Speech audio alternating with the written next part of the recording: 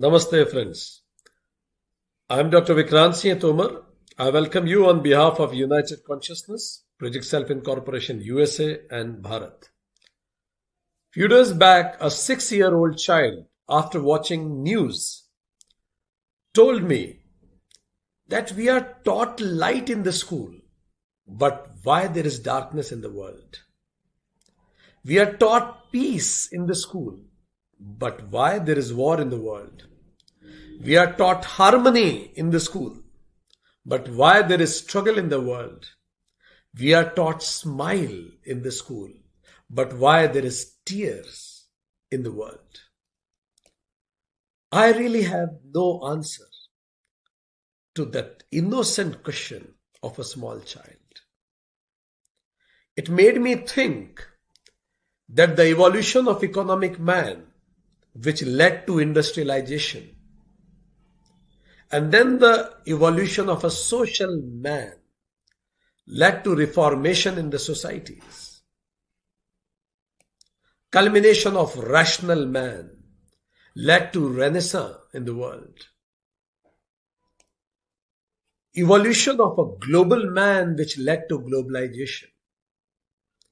By the virtue of all these, today we are living in an industrialized, globalized world, which is seeing extreme exploitation of resources and intense competitions at all the fronts.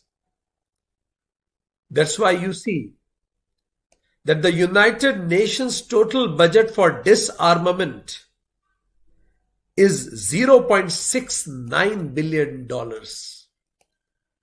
whereas the total defense budget of the world is $1,747 billion, which is 2,500 times more than the total disarmament budget of United Nations. 28 million soldiers are ready to attack each other on a single political decision. So certainly United Nations alone cannot make a peaceful, harmonized world. Everyone, every step counts. The time has come for the evolution of spiritual man. Theory of evolution talks about the theory of common descent. We all come from the same source. Theory of Big Bang also mentioned about our origin from the same point. Quantum physics talks about singularity. The time has come that the spiritual man declares that we are united in consciousness. We should have united anthems, united citizenship, united education.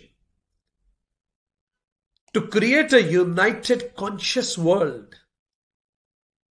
United Consciousness is a global organization which operates in all 6 continents of the world with the mission of one consciousness, one being, so that we can see beyond limited divides of identities. 14 limited identities, orthodoxy of religion, intolerant thoughts, wealth, class, division on the basis of region, fanatic nationalism, status, species. When habitat considered themselves the master of the habitation, racism, casteism, divides on the basis of color, gender and sex orientation. To establish divine beyond these divisive identities, United Consciousness is working for creation of the world's first integrated manual of humanity. Another project is creation of the manual of human happiness. United Consciousness is also working for UC Youth. UC Global Youth will work for identifying and incubating global talents from all 6 continents, youth talent, who will act as a world parliament of youth for creating a consciousness, united consciousness world. In the same stream, we celebrate every year United Consciousness Conclave. UCC 2022 has a theme, One Consciousness, One Being, which is in line with the theme of G20. One Earth, One Family, One Future. We aim to create a world which has Maitri, which focuses on oneness. Karuna, when I feel your pain, you feel my pain. Mudita, when I am delighted in your joy, you smile in my joy. Upeksha, when we ignore differences and see divinity in each other. United Consciousness Conclave invites all of you on this 17th and 18th of December to sit back, relax and enjoy this global assembly of life coaches, spiritual masters, practitioners, yoga sadhakas, dance and art performers who come together from different parts of the globe, all 6 continents, to speak the common language of oneness.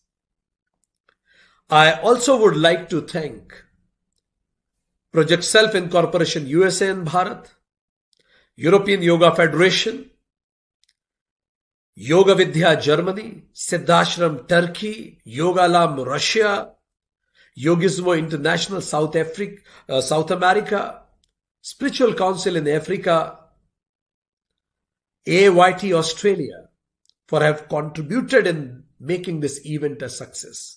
Let's together declare united consciousness so that we can answer the next generation, and with an affirmation that yes, in our world there is light, peace, harmony and smiles. Thank you very much.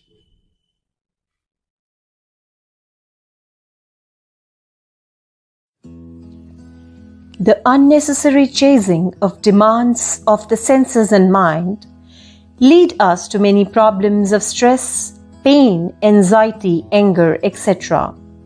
And we, the most sensitive beings, remain away from the true realization of happiness and peace.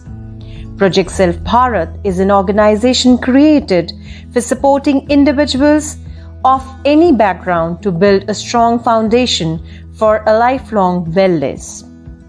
We focus on a holistic view of human personality and aim to bring the body, mind, and spirit into a balanced and healthy state. Our vision is to empower individuals to find harmony, peace, and completeness in themselves. Our program includes the Bhagavad Gita classes. Bhagavad Gita classes is a systematic learning program for a detailed study of Bhagavad Gita. Its aim to provide a world-class education program and knowledge base for Bhagavad Gita.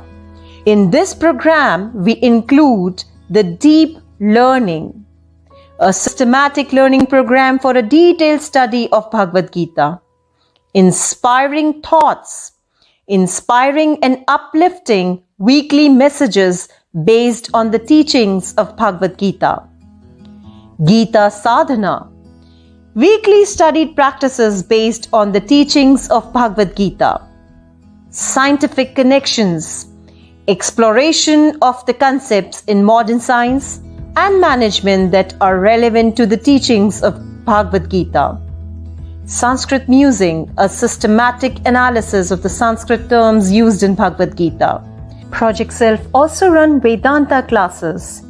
This is a systematic learning program for the study of Vedanta, one of the world's most ancient, broadest, highest and deepest spiritual vision. Project Self Bharat aims to provide holistic wellness program for the overall development of human beings. We offer programs on inculcating human values and moral elevation through the study of Indian scriptures. We encourage good health and well-being by providing the classes on yoga and meditation. All our programs are based on the real challenges and problems faced by the people of 21st century. We are logical and scientifically minded, and the sessions we provide are rooted in a scientific approach. Our language is not religious, contemplative or mystical, but that of a common person. We believe in universal tolerance and we accept all religions' traditions as true. Our approach is the assimilation of all and not the exclusivity of one. Our programs and services are open to people of any background, irrespective of nationality, religion, and professional background. On behalf of United Consciousness, I feel delighted to welcome our next guest, who has emerged from the ancient temple of Hanumanji, which is situated in Rawatpura village of the Chambal region in Madhya Pradesh, India. He is Shri Rawatpura Sarkar.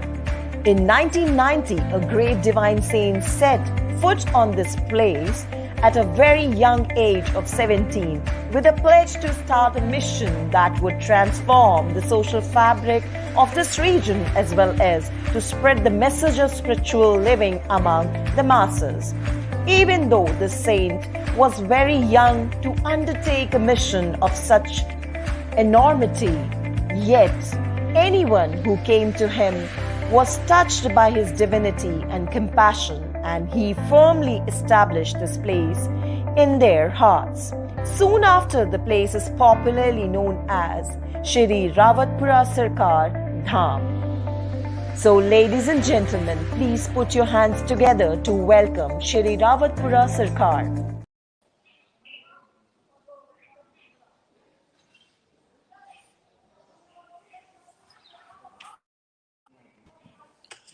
नमस्ते पूज्य गुरुदेव, आपका स्वागत है और आपके उद्बोधन का हम सब इंतजार कर रहे हैं।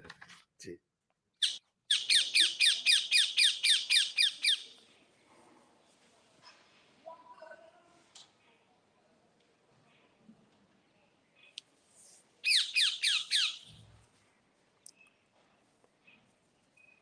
हमारे तो जी गुरुदेव, बोले जी गुरुदेव, बोले जी, जी जी गुरुदेव, हमारे तो हमारे सामने ये देशों का भारतीय परंपरा पे जो सत्संग कराया है उसकी बहुत बहुत तो मैं सबको बधाई, सभी को बधाई। बहुत अच्छा है आपका योगा के प्रति, पर्यावरण के प्रति, मानवता के प्रति और जो ग्लोबल वार्मिंग के प्रति आपका जो आपने इस विचार रख रहे हैं, बहुत अच्छा लगा। सभी और इसकी ज़रूरत है, ये हमेशा होना चाहिए। हमारे भारत में ऋषि परंपरा का भारत है, ऋषियों से ही देश चलता है और उसी के हम भगवान कृष्ण ने कहा है कि जब धर्म अधर्म बढ़ेगा तो मैं जरूर आऊँगा। वो मनुष्य के रूप में भी आ सकता है, संत के रूप में भी आ सकता है, वैज्ञानिक रूप में भी आ सकता है, डॉक्टर, कहीं न कहीं उनके भगवान का अंश जरूर। सत्य स्थायी है, असत्य जो है प्रभावित करता है, लेकिन वो सत्य नहीं हो सकता है। सत्य में कठिनाइयाँ आती हैं, लेकिन सत्य सत्य होता है। आज जो प्रयास आपने किया है बहुत अच्छा हमको सुनने से लगा, बहुत अच्छा आपका प्रयास है। आपको निश्चित ही इस प्रयास से बल मिलेगा, एक शक्ति जागृत होगी, काम करने की और क्षमता बढ़ेगी। बहुत अच्छा लगा और बहुत बहुत साधुवाद, बहुत बहुत आपको बधाई।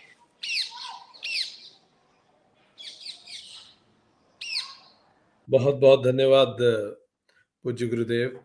आपको ये हम जानकारी देना चाहेंगे कि करीबन 70 से अधिक देशों के महानुभाव इस आयोजन में अपना योगदान दे रहे हैं, इस ज्ञान यज्ञ में। और इसमें बहुत सारी स्पीचेस, पैनल डिस्कशंस, आध्यात्म से संबंधित करीबन 60 से ज़्यादा विषयों पर चर्चा होगी। आध्यात्म और विज्ञान, आध्यात्म और धर्म, आध्यात्म और भगवान, आध्यात्म और वैश्विक शांति, इन सभी विषयों पर आने वाले आज और कल 2 दिन में चर्चा होगी। 6 महाद्वीप से लोग इसमें योगदान दे रहे हैं और आपने हम सभी को अपनी प्रेजेंस से, अपने अपने आशीर्वचन से आशीर्वाद दिया है। हम लोग बहुत अनुग्रहित हैं गुरुदेव। एक संदेश अगर आप हमारे सारे जितने भी ऑडियंस हैं उनको कुछ आशीर्वाद रूप से उनके जीवन के लिए आप देना चाहें, कोई भी ऐसा सूत्र जो आप उनको देना चाहें, तो हमें बहुत अच्छा लगेगा। ठीक है। आप जो है अच्छा कर्म करें, नम्र रहें। ज्ञान के अंदर इस सेवा से ज्ञान और मजबूत हो जाता है, भक्ति से उसका सुगंध आने लगती है और इस ज्ञान को हम और आप भक्ति और सेवा से उसको और अच्छा समानता ले आए। ज्ञान के साथ साथ ज्ञान के में भटकने का डर लगता है, लेकिन जहाँ भक्ति होती है, धर्म होता है, सेवा होती है, सत्कर्म होता है, वो ज्ञान संतुलन में रहता है। आप अच्छा कार्य करें, खान पियन आज का जो चल रहा है उसमें नियंत्रण रखें, सरल रहें, लोगों को क्षमा करें, अपनी दिशा को बहुत मजबूत करें और बहुत अच्छा कार्य करें कि हम आगे वाली पीढ़ी और आज की पीढ़ी हम आपको याद कर सकें। जय हो आपकी, जय हो। जी गुरुदेव, अगर अनुमति दें तो एक छोटा सा और इतना सुंदर बात आपकी सुन के विचार आया था। आपने कहा सुंदर कर्म, अच्छा कर्म करें, विनम्र रहें, सेवा करें, भक्ति को जोड़ें, खान पान संतुलित रखें, क्षमा करें और सही दिशा में बढ़ें। गुरुदेव, रावतपुरा सरकार संस्था बहुत सारे शैक्षणिक संस्थाएं भी चलाती है। तो आज व्यूअर्स आज और आज के बाद भी दुनिया के अलग अलग देशों से हमें देखेंगे। शिक्षा का क्या महत्व है जीवन में, अगर थोड़ा इस पे भी आप प्रकाश डालें तो वो और प्रेरित होंगे, क्योंकि हम स्कूल, कॉलेजेस, मेडिकल कॉलेज सब कुछ रावतपुरा संस्थान चलाती है, तो शायद शिक्षा के महत्व पे लोग और प्रेरित होंगे। शिक्षा मनुष्य को तराशती है, जी शिक्षा को बुद्धिजीवी बनाती है। शिक्षा नहीं है तो व्यक्ति का नाम ऐसा है जैसे ऊषा जमीन होती है, जड़ है, उसमें चेतना नहीं। शिक्षा जब भी सब की व्यक्ति के अंदर तराशती है, जैसे मूर्ति को पत्थर से तराशा जाता है और सहन शक्ति मूर्ति पत्थर में हो जाती है, वो पत्थर पूजनीय होने लगता है। तो जो शिक्षा ग्रहण करता है, जो शिक्षा जहाँ प्रवेश कर जाती है, वो व्यक्ति बहुत सुगंधित हो जाता है, ऊर्जावान हो जाता है, क्षमतावान हो जाता है, समाज, देश, नगर, गांव को उज्जवल करता है। इसलिए हर व्यक्ति को शिक्षक होना चाहिए, शिक्षा ग्रहण करनी चाहिए। लेकिन शिक्षा के साथ साथ विद्यार्थी ददाती, विद्या जो है नम्र होना चाहिए, नम्रता वाले होना चाहिए, अहंकार वाली नहीं होनी चाहिए। शिक्षा वही है जहाँ नम्रता हो, दया हो, धर्म हो, सरलता हो और आगे बढ़ जाए। हमें आपको पत्थर नहीं बनना है, पत्थर रूढ़वादी बना होते हैं, हमको जल बनना है, सभी को रास्ता बनाना है, जिससे हम और आप उस जल पर चल सके, उसकी रास्ता बना सके। जल बनना है जिससे हमें कोई ग्रोथ नहीं रोक सके। इसलिए शिक्षा बहुत जरूरी है। शिक्षा नहीं है तो व्यक्ति एक पूजा की तरह है, अंधेरा है। जब शिक्षक हो जाता है तो ज्ञानमान हो जाता है, ज्ञानमान के साथ में भक्ति मिल जाती है, फिर सेवा मिल जाती है, नम्रता आ जाती है, धर्म आ जाता है। आध्यात्म से व्यक्ति, आप बहुत अच्छे हो, लेकिन अच्छे के लिए और अच्छी जरूरत है, वो सिर्फ एक ईश्वर ही दे सकता है।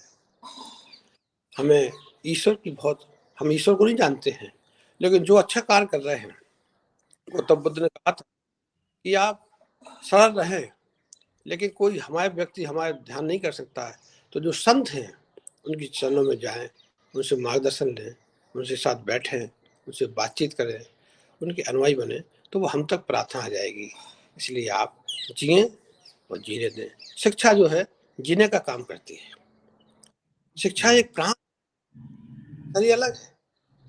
शरीर में जब प्राण होता है, शरीर की एक्टिविटी, प्राण चला जाता है। इसलिए युग में शिक्षा बहुत जरूरी हो। शिक्षा जब वो जरूरी है जो व्यक्ति धर्म से हो, सामाजिक हो, सरलता हो, ज्ञानमान हो। बहुत शिक्षा, जैसे किसी कोई किताब लिखता है, किताब का मतलब है कि उसने 70-80 साल में अपना अनुभव लिखा और हम 1-2 हफ्ते में उसको अनुभव को प्राप्त कर लेते हैं। एक ऐसी चीज है जो हम बहुत अनुभव कर लेते हैं। हर आदमी साइंस इसकी शोध करते रहते हैं, लेकिन वो कोई लिखता है किताब में तो उसका किताब का अध्ययन हम 2 हफ्ते में या 4 हफ्ते में कर लेते हैं। 100 साल की अध्ययन हम 4 हफ्ते में कर लेते हैं। इसलिए शिक्षा हमें बहुत जरूरी है। हमारी इच्छा हुई कि मैं शिक्षक नहीं हूँ। आज भी भारत में, पूरे देश में कई लोग ऐसे हैं शिक्षक नहीं है। शिक्षा के साथ साथ, ज्ञान के साथ साथ हमें धर्म हो, आत्म हो, नम्रता हो। शिक्षा वही है जो व्यक्ति सरल होता है। शिक्षा के साथ साथ, क्योंकि शिक्षा ऐसी चीज है कि वो हमेशा अहंकार, उसको पानी में नाव चलती है लेकिन पानी में नाव में कोई प्रभाव नहीं पड़ता है। इसलिए आध्यात्म, धर्म और सेवा जहाँ होती है वहाँ ज्ञान और फैलता है, प्रकाश देता है, अंधेरे को दूर करता है। इसलिए शिक्षक हमें, आपको सबको ही बनना चाहिए। बहुत बड़ी बात है गुरुदेव। एक और प्रश्न हमारे पास, मैसेज जो हमारे पास आया, वो ये गुरुदेव कि आपने कहा कि क्षमा कर लोगों को, और ये बड़ा महत्वपूर्ण बात भी है, पर कई बार मुश्किल होती है किसी को क्षमा करना। तो एक संदेश, कैसे लोगों को क्षमा करें अगर मन मेरा दुखता है तो? क्षमा नहीं कर पाएंगे तो आप चल नहीं पाएंगे, बहुत लोड हो जाएगा आपके ऊपर, वजन बहुत हो जाएगा, प्रत्युष आपके अंदर रहेगा और प्रत्युष कहीं कोई काम नहीं करने देगा, ना कहीं ज्ञान मान होगा, ना संत के पास बैठ पाएंगे, ना खेती कर पाएंगे, ना व्यापार कर पाएंगे। पहले आप क्षमा करने पड़ेगा। इतनी बड़ा ट्रक है ये प्रत्युष का कि आप चल नहीं सकते। जो व्यक्ति महान हुए हैं वे क्षमा के बाद हुए हैं और अच्छे कार्य करने में बाधा डालते हैं। उस बाधा को टालते हुए, सबको हंसते हुए, क्षमा करते हुए आगे बढ़ना है। इसलिए प्रतोष जो है व्यक्ति इतना वजनदार होता है कि व्यक्ति डिप्रेशन, राग, दोष, ईर्ष्या, हिंसा में परिवर्तन कर लेता है। जो व्यक्ति हमेशा क्षमा कर देता है वो व्यक्ति महान, व्यक्ति से महान बन जाता है। इसलिए क्षमा तो करना ही चाहिए। क्षमा दया होता है, क्षमा से आपके अंदर अनुराग बढ़ेगा, प्रेम जागृत होगा, शक्ति जागृत होगी, चेतना आएगी तो आप आगे बढ़ेंगे। इसलिए क्षमा करना सबको ही सीखना चाहिए। क्षमा वो वरदान है कि आप किसी को क्षमा कर दें जिसने ज्यादा कष्ट दिया है। ईसा मसीह ने कहा था कि हे ईश्वर, मैं उनको नहीं जानता हूँ जो हमको फांसी देने जा रहे हैं, इनको सबसे पहले क्षमा करना। जो व्यक्ति को भगवान को कह रहे उनको क्षमा करो, जिसको प्रणाम नहीं जानते, जो क्या करते हैं, इनको क्षमा करना ईश्वर, ये प्रणाम को नहीं जानते हैं। तो एक है, इसलिए हमें आपको बहुत क्षमा करना चाहिए। जो व्यक्ति क्षमा कर देते हैं ये महान बन जाते हैं, अपनी दिशा को चुन लेते हैं, दिशाएं बदल जाती हैं, लक्ष्य प्राप्त हो जाता है। महाभारत में हमेशा कृष्ण ने, कौरव और कृष्ण का जब युद्ध हुआ, कृष्ण साथ थे, तो हमेशा पांडवों का भी विरोध हुआ। कहते थे क्या जरूरत थी, लेकिन हमेशा आज के युग में सत्य असत्य चलता रहता है, अच्छे कार्य का भी विरोध होता है, लेकिन हमेशा पांडवों की विजय हुई और कौरव हारे। इसलिए सत्य और असत्य चलता रहता है। इसे क्षमा करना चाहिए, क्षमा करना चाहिए। क्षमा वो सत्य है जो व्यक्ति पहाड़ों में, लोहे में, नदी में, जंगल में, बंजर में, ऊसर में कहीं भी प्रकाश देता है। पूर्णिमा की जो रात है वो क्षमा है, हमेशा खिलती रहती है, हमेशा उसका उज्जवल रहता है। पूर्णिमा की रात में आनंद मिलता है, अमृत गिरता है और पशु पक्षी सूर हम सब लोग उससे लाभ लेते हैं। इसी क्षमा हमको करना चाहिए। बहुत सुंदर बात गुरुजी। इससे अच्छी बात से इस पूरे प्रोग्राम की शुरुआत, इससे बेहतर चीज़ों से क्या हो सकती है। आपने कर्म के महत्व को बताया, विनम्रता के महत्व को बताया, आपने सेवा, भक्ति, खान-पान का स्थिर संतुलन, क्षमा का महत्व आपने बताया। आपने बताया कि कैसे शिक्षा जड़ व्यक्ति को सजीव बनाती है, पर वास्तविक शिक्षा वही है, जैसे आपने कहा, जो नम्रता दे, दया सिखाए, धर्म सिखाए, सरलता दे। हमें जल की भांति होना चाहिए। और किताबें पढ़ने पे आपने बहुत जोर दिया कि 70-80 साल का अनुभव व्यक्ति को तुरंत मिल जाता है जब हम किताबें पढ़ते हैं। और क्षमा पे आपने हम सभी को निर्देशित किया कि क्षमा नहीं करेंगे तो बहुत ज्यादा वजन हो जाएगा, उससे ना हम व्यापार कर पाएंगे ना कोई और कार्य कर पाएंगे। और कोई भी व्यक्ति क्षमा करने के बाद ही महान बनता है, और क्षमा पूर्णिमा की रात की भांति खूबसूरत होती है। ये इन सभी आशीर्वचनों के लिए हम मन से आपका धन्यवाद देते हैं गुरुदेव, और आपके आशीर्वाद से ये इवेंट को अब शुरुआत कर रहे हैं। हमें पूरा विश्वास है आपका आशीर्वाद बना रहेगा और इसी तरह ये इवेंट सक्सेस की तरफ जाएगा। धन्यवाद। बहुत On बहुत behalf बहुत of बधाई, United बहुत बधाई। बहुत अच्छा कार्य कर रहे हैं आप। Thank you. On behalf of United Consciousness, I thank Shri Rawatpura Sarkar for coming onto the platform of United Consciousness. Thank you so much.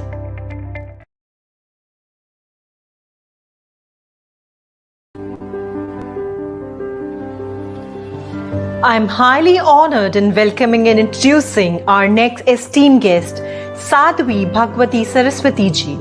She is a renowned motivational speaker and best-selling author, providing spiritual services, wisdom teaching, sacred actions, and deep spiritual practices.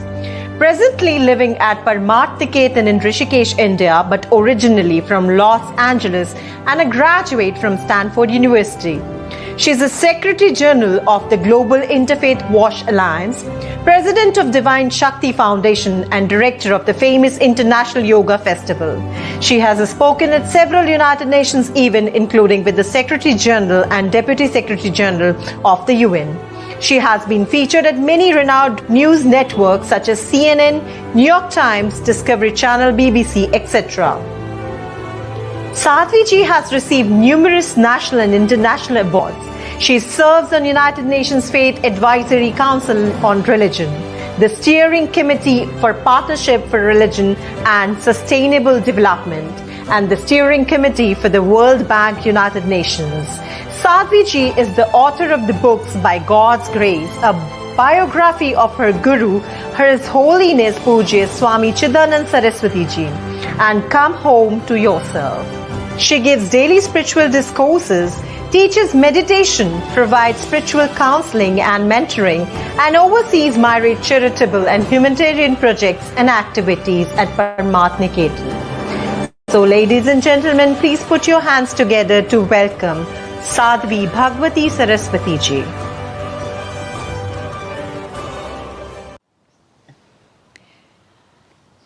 It's such a beautiful joy to be together with all of you at this wonderful Unity Conference. This conference on our united consciousness. Because we are one. We are united. It's not that we have to become united. We simply have to realize that we already are one. When we speak about attachment from a spiritual perspective, attachment is seen as one of the greatest obstacles to our spiritual development, to our peace, to our joy, to our freedom. If I'm stuck, I can't be free. You can't be both at once. So as long as I am chained and bound, literally attached, I cannot simultaneously be unbound and free. So in order to attain, whether we say moksha, liberation, freedom, nirvana, heaven, whatever word we use, in order to attain that and experience that, I have to become free of the chains that are binding me. So what are the sorts of attachments we have, and how do they bind us? Well, first of all, we are very attached to our own way of thinking, our own way of living, how I think, what I know. We always think we are the ones who are right. And what that does is it blocks us. It blocks us from truth. It blocks us from connection. But we hold on to these ideas, this ego, you can say, as though for dear life. Imagine that you were walking down a beach and you collected along the way seashells and rocks because they looked beautiful, and anyway, your hands were empty, so you collected them. Now imagine at the end of the beach, you've got your hands full of seashells and rocks. Now at the end of the beach, there's a guy with a bucket full of diamonds, and he's pouring diamonds out of his bucket. But your hands are full of seashells and rocks. What are you going to do? What's the first thing you're going to do? Well, if you're smart, you're going to immediately let go of all of those seashells, all of those rocks, because you realize what this guy is offering me is much more valuable than what I'm already clinging to. And so now with empty hands, you're going to put them in front of the stream of diamonds and fill your hands with something much more valuable. We have to think about it like that in our lives. That which we accumulate, we acquire during our life, our ways of thinking, our ways of living, this ego self that says, this is who I am, this is how I like it, this is what I think. Those are the rocks and the seashells. But the universe, the divine, is offering you something so much more valuable. Freedom. But we're stuck. I know in my life, I experienced that. During the first 25 years of my life, I had a really clear sense of this is who I am. This is where I'm from. This is what I've experienced. These are my struggles. These are my challenges. These are my fears. This is the identity that I have. And I suffered. I suffered a lot from those feelings. But even more than that, from the identity as the one who was suffering, as the one who struggled with this, who suffered from that, who'd experienced this. It was only when I came to India and was blessed by the grace of Mother Ganga, by the grace of my guru, by the grace of the divine presence in my life, wisdom and truth, that I realized that I actually could let go of that false identification, of that sense of who I was. My physical body, its size, its shape, its color, its history, what had happened to it, its race, its religion, where it was from, the money in its bank account, all of that we identify as self keeps us stuck. But we're so attached to it that we don't even realize that diamonds are being poured and offered. So one of the first and most fundamental aspects of a spiritual path is let go. Let go of that which is holding you back. It's why we perform this sacred yagna ceremony, the fire ceremony.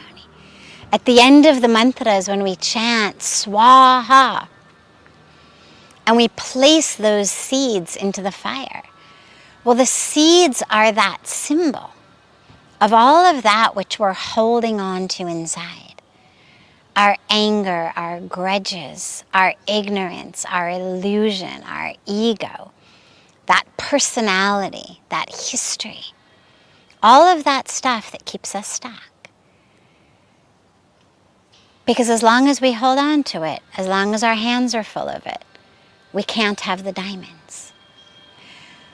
We're also attached to the truth as we know it, And so we are not open to the real truth. There's a lowercase t truth and a capital T truth. And we're very attached to that lowercase t truth, means what I've learned, what I've read, what I've heard, what I think to be true. And that actually, in a lot of cases, keeps us small and stuck and not able to be open to the higher truth. There's a wonderful story of these disciples of a guru. And the guru taught them that everything is God. Everything is God. Aham Brahmasmi. I am one with God. Tat Tvam Asi. All is God. Soham. I am that. These mantras. Aham Brahmasmi. Tat Tvam Asi. Soham. These are just a few of the very, very simple core mantras that we're taught to remind us, to teach us. Everything is God. So the guru was teaching his disciples these mantras and the teaching that all is God. The disciples go out into the village one day, and as they're in the street, suddenly they hear this big shout that the wild elephant is on the loose. Wild elephant, wild elephant. So everybody's saying, get out of the way, get out of the way. And everyone does except one disciple. One of the disciples thinks, why should I get out of the way? Everything is God. The elephant is God. I am God. There is no difference between us. Why get out of the way? His fellow disciples, all of the people in the marketplace are yelling, get out of the way, wild elephant. But he keeps standing there. I am God. The elephant is God. We are one. Finally, the elephant man, the one who's always with the elephant, he starts yelling to the guy, get out of the way. I've lost control over my elephant. He's running wild. Get out of the way. But the guy thinks, I know more than the elephant guy. I'm God. The elephant is God. So the elephant charges down the street and, of course, picks up this disciple in his trunk, spins him around, flings him out hundreds of yards. The guy lands on his back, breaks like every bone in his body. And when his disciples and the guru finally find him, not only is he in pain, but he's furious. He says to the guru, you lied to me, it's your fault. You told me everything is God. I was just channeling what you taught me. Now look what's happened. And the guru says, no. You were doing it according to your own ideas, according to your own narrow vision of what I taught. You remembered that you were God and that the elephant was God. But you forgot that all of the other villagers, your fellow disciples, the elephant man, the one who was with the elephant, you forgot that they are also God. What about them? They were the ones telling you, get out of the way. When I taught you that everyone is divine, that all is divine, it's not just you and the elephant. That's your ego. It was everyone telling you, get out of the way. So attachment gets very subtle, where it connects with our way of thinking, way of believing, what we want to know. And it keeps us stuck from having the fuller wisdom. And that's why in our tradition, you'll notice we bow, we do pranam. Why? It's a way of surrender. It makes us humble. It's an offering. Everything I am, everything I have, everything I think I know, I offer it at your feet. And the more empty we can become, the more grace can actually fill us with real truth, with real divine presence. We also become attached to other people, to our loved ones. And this is an area that keeps so many people stuck. Now, love is beautiful. Love is what makes the world create, sustain. Love is the energy of this universe. We should love more, not less. But love is very different from attachment. Love is expansive. Love is of the essence of who you are. Attachment causes us to contract. Attachment is of the form, of the words, of the actions. When what I love in you is your essence, your soul, your spirit, however it's manifesting, that's real love. And that's beautifully beneficial for your spiritual growth and also for mine. It's how we rise in love and grow in love. But attachment says, I need you to dance according to my tune. I need you to say how high when I say jump. I need you to act and live and speak and think the way that I want you to. That's not love. That's neurosis. That is my own psyche, my own neurotic tendencies, my own ego can only function when you act, dress, speak, think, live, choose according to the way that I think is right, according to what I need from you. That's not love. That's jail. That's a vice. That suffocates our loved ones, prevents them from actually embodying the truth of who they are because they're so afraid, oh my God, we're going to be upset. And it actually keeps us very stuck and very small because it tells us, I'm so fragile that if this one does something, says something that isn't in alignment with what I want, I'm going to collapse and fall apart. But we're not so fragile. We're not so small. We're not so weak. We need to shift and transform our attachment back into real love. Real love doesn't need anyone to dance or speak or live or choose or dress in any way. Real love loves the essence of who they are. And this is what we need to find in our life.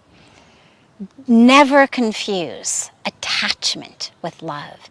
If it's causing you to contract, to become neurotic, to become fearful, to be stressed, it's attachment. If it's causing you to expand and blossom, it's love. There's a beautiful prayer that I'll conclude with that guides us on the path we need to walk. And the prayer says, Toma sadgamaya, tham soma jyotirgamaya, mrityorma amritam gamaya. And it means, oh God, lead me from falsehood in which I am so stuck to truth that sets me free. Lead me from the darkness of ignorance in which I suffer and contract and cause suffering to others, into the light of wisdom in which I grow and expand and I allow and help others to do the same. Lead me from the attachment to the false identification with this physical body that's born, that changes, that dies, to the true identification with the soul, the spirit, that's never born, that never dies, that doesn't need to grab or grasp anything, but that has always been and always will be free. It is in letting go of these attachments that we actually get that which we are looking for. The freedom, the joy, and the peace. It doesn't come from grabbing and grasping. It comes from letting go and finding freedom. On behalf of United Consciousness, I thank Sadhvi Bhagwati Saraswati ji for coming on to the platform of United Consciousness and sharing her views. Thank you so much.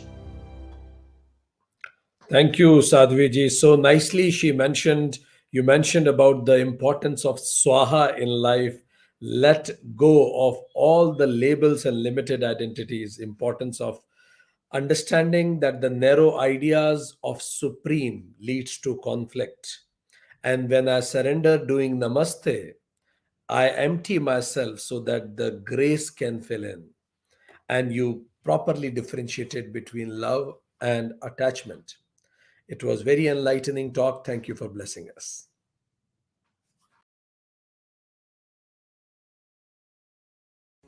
It's my privilege to welcome and introduce Yogacharya Dr. Anandabal Yogi Bhavani.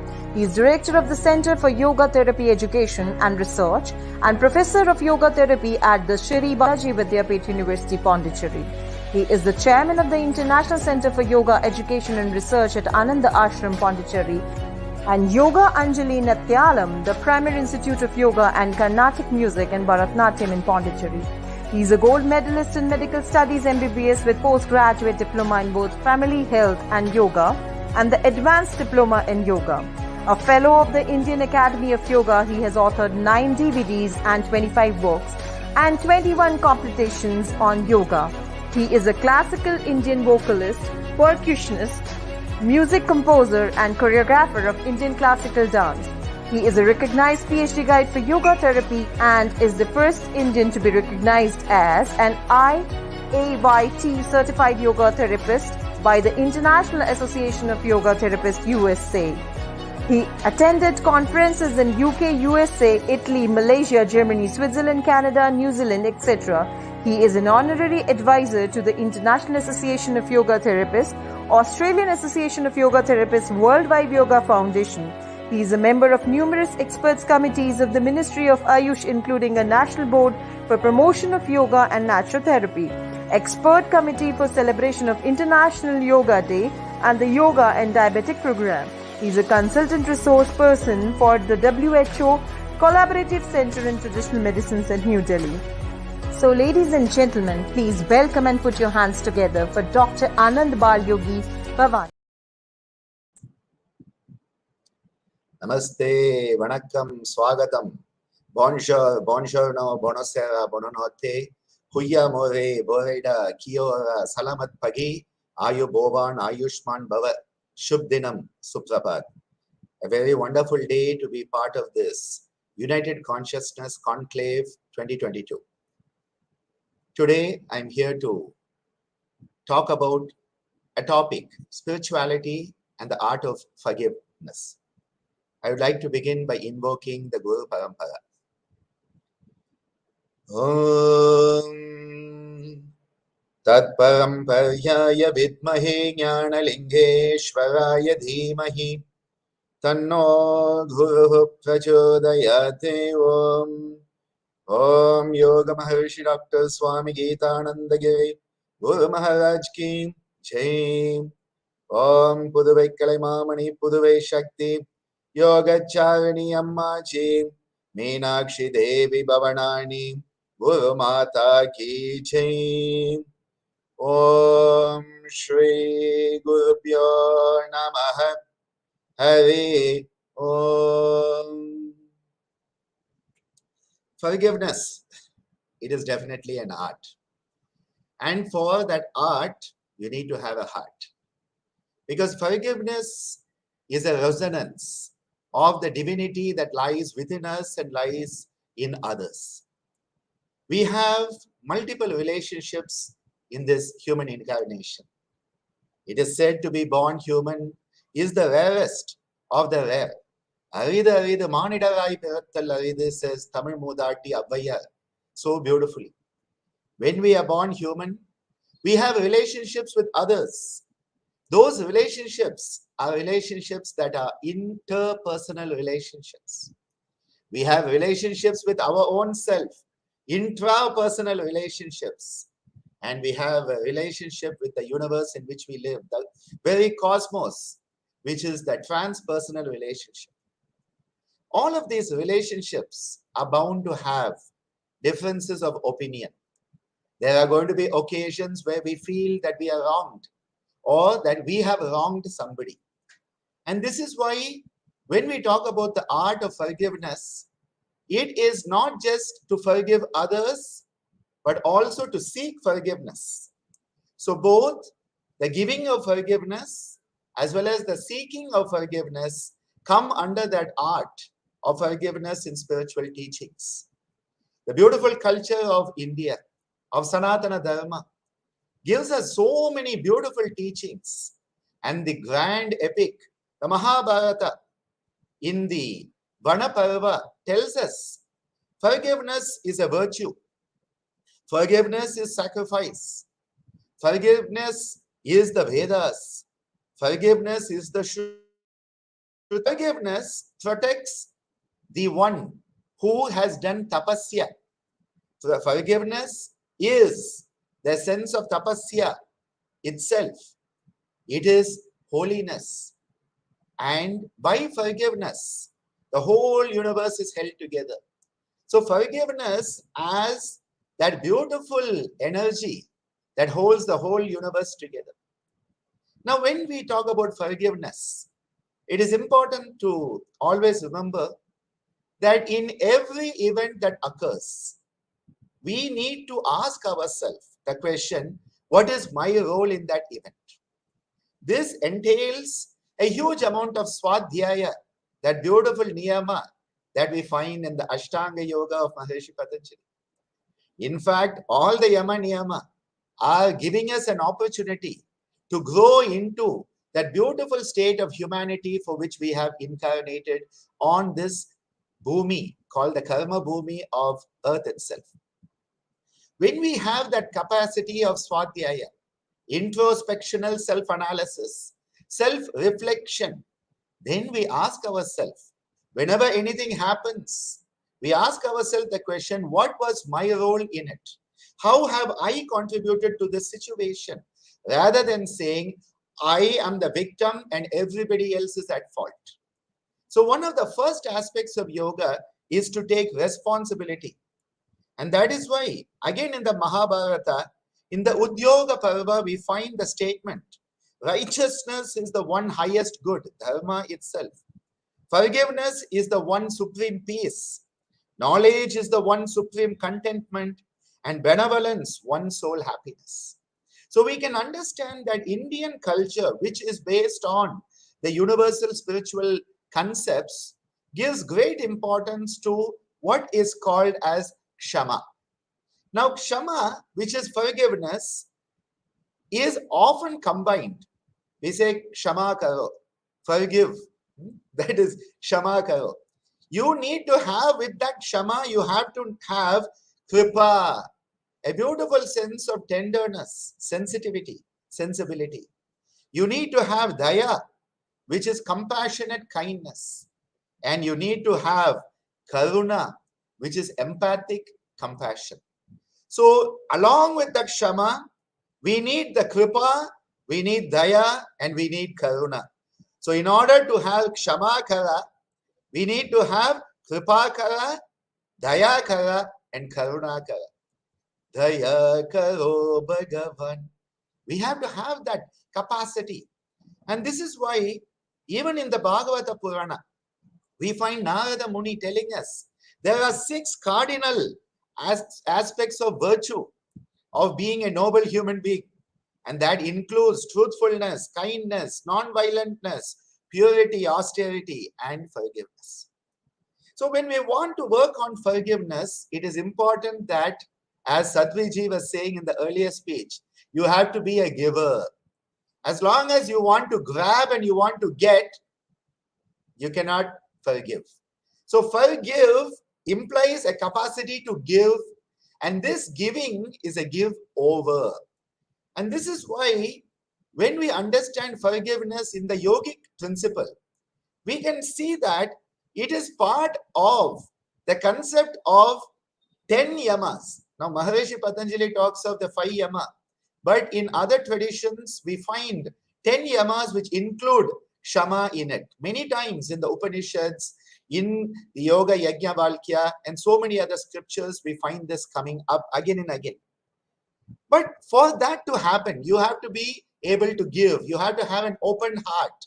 Your Anahata Chakra should be resonating with love, compassion, empathy, and then you can give. What can you give? Forgive.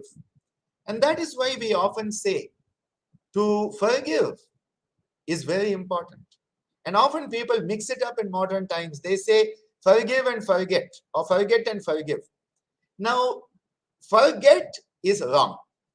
Forgive is good. You need to forgive, but don't forget the lesson you have learned. As a human being, we are here to learn different lessons. As part of those lessons, people come into our life, events occur. People go out of the life, events occur. So all the events, all the people that are coming into and going out of our life are part of our steep learning curve. And in that curve, it is important that you always remember, as my beloved Ammaji, Meenakshi Devi Bhavanani would say, remember to remember. It's so beautiful. And don't forget to forgive. Remember to remember and don't forget to forgive. But remember the lesson. Because if we forget the lesson, we are doomed to repeat that mistake again and again and again because of the samskara and vasana, leading to more and more accumulation of the karma pala.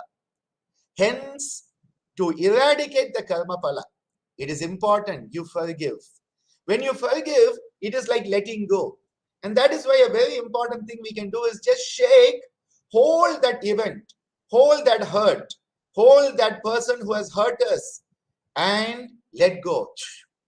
We have a beautiful practice in our tradition called the Moksha Kriya, where we go back to these traumas, we go back to those hurtful memories, and we understand our role in it, and then we let go. This can be attributed to a teaching of Maharishi Patanjali called the Kriya Yoga. The Kriya Yoga of Maharishi Patanjali is based on Tapa Swadhyaya Ishvara Pranidhana. So through Tapa, what is Tapa? Self-discipline. So in order to forgive, one has to have intense self-discipline. It is easy to go out and punch somebody. It is easy to say an eye for an eye and a tooth for a tooth. But then we remember the whole world is toothless and blind. So it is important, self-discipline, which is that tapa. Then introspectional self-analysis of Swadhyaya. We need to ask ourselves, what is my role in it? How can I have changed it? What can I do now in order to change? You change the past by what you do in the present. And by what you do in the present, you change the future. So the past is changed by what you do in the present to create a future that you would like to witness. And this is why it is important that Tapa and Swadhyaya are giving us that self-discipline and introspectional self-analysis that enable us to understand our role and make efforts to change what has happened so that we can change it in the now. You cannot change it in the past, you cannot change it in the future. The only place change can occur is in the present moment. My beloved father and guru, Swami Geetananda Giri would say, do it now, din, din, din, do it now. Now, the present moment is the moment. It is in this kshana that you can change the future. And to change it, you have to have the willpower. Ichcha Shakti. You have to have the Jnana Shakti. You have to know what has happened. And then Kriya Shakti, you have to put it into action. And this is why one of the most important aspects here is this combination of tapa, intense self-discipline, the self-effort you are capable of making. Self-effort is the spiritual currency. So the currency of spiritual growth is self-effort. That tapa, constantly asking yourself by that internal GPS, your internal selfie, which is Swadhyaya, and then realizing we are just a puppet. We are just walking on the stage, playing our role for a limited period of time. There is the whole cosmos, the whole universe. There is the beautiful divinity. Call it whatever you want. Ishvara, Purusha, God, you call it what you want. And the capacity to give over to that highest, Ishvara Pranidhana. Hence, I am suggesting that through the practice of Kriya Yoga, Tapa, Swadhyaya, Ishvara Pranidhana, we can eradicate the kleshas. The kleshas, avidya, asmita, raga, dvesha, abhinivesha, that are at the core of karma. Klesha mula karma shaya. So those kleshas are fed by the samskara vasanas. So through the practice of Kriya Yoga, every moment of our life, we are constantly saying, I'm going to make that effort to change what has happened. And this is where the power of Pratipaksha Bhavanam, Vidarka Badhane Pratipaksha Bhavanam, says Maharishi Patanjali. There has been a hurt. There has been somebody or something that has led to an act which has hurt you or hurt others or hurt those who you love. How can you adopt a bigger perspective? How can you have a wider perspective that can enable you to understand the matrix of karma, the universal matrix of karma? As you expand yourself spiritually, as we expand our perspective, we will start to understand why things are happening. And at that point, we will have the heart to practice forgiveness as an art. I would like to end with a beautiful statement from Pujya Ammaji, my beloved mother in Guru. She says, you should be able to look at all these situations with Viveka and Vairagya, discernment and non-attachment. That is when you can see things as they are and do what is needed to be done. She says, observe without identification. Observe without identification. Observe without condemnation. And observe without justification. When we can observe our life, every moment of our life, every relationship, every event, without identification, condemnation, and justification, at that point, we will have the heart to forgive others, forgive ourselves, and realize that ultimately it is all Bhagavan Kripa. It is all that Kripa of the highest divine. And we realize that we, as an individual, are here to burn out the karma. Every pleasant, unpleasant experience is an opportunity to burn karma. And then we start to thank people, not just forgive other people and forgive ourselves. We start to actually thank them and we have gratitude. Kritagnyata is a beautiful quality because we realize they have a right to thank the organizers for organizing this grand event, United Consciousness Conclave 2022, bringing eminent masters from all over the world so that we can all come together as one humanity. Vasudhaiva Kudumbakam. Namaste, Dhanyavadaha, Shukriya, Nandri, Vanakkam. Thank you very much, Yogacharya ji. Listening to you is always a treat to the soul. I personally look forward to listen from you, and that's why many times I call you and request your presence in our programs. Thank you very much. In such a nutshell, you have explained such deep philosophy of Swadhyaya, Tapas, and Ishwar Pranidhana. And so beautifully you mentioned about your revered father and guru, that, and probably this is the take home message for all of us, that whatever Yogacharya ji has said us, do it now, din din din. So I'm sure that we will start executing it now as it is. Thank you very much, Father. Always Thank you blessed. for the wonderful yoga seva you are doing. Thank you. Thank you. On behalf of United Consciousness, I thank Dr. Anand Bal Yogi Bhavani to come onto the platform of United Consciousness and sharing his views. Thank you so much. On behalf of United Consciousness, I welcome Ms. Ayanok Choi Hantke. She has started yoga in 1996 after recovered her post-traumatic stress disorder in 2001, had established yoga into World Institute of Body and Mind. She is doing interdisciplinary research integrating communication, cultural studies, psychology and yoga therapy, aiming to resolve post-traumatic growth. She finished her PhD programs at School of Media, Songang University, Korea. She is founding member of Global Consortium on Yoga Therapy, Vice President of International Association of Integrated Therapy, and member of Asia Yoga Therapy Association. She has taught yoga therapy for the severely developed disabilities, mental disorders, prisoners, terminal cancer patients, the elderly with dementia and hemiplegia after stroke.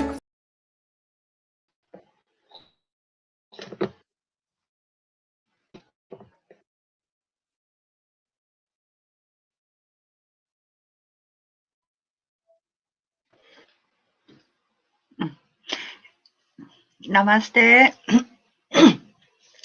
It is great honor for me to present at this wonderful conference.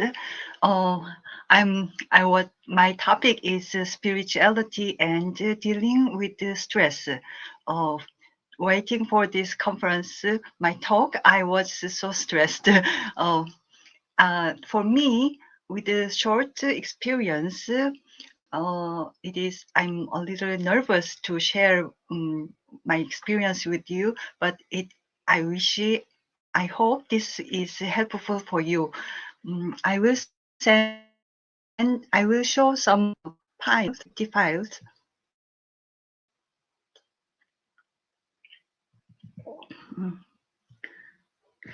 When I mention about post-traumatic disorder growth, it is a very concrete concept. But if you see my experience, and you can understand it very clearly and easily.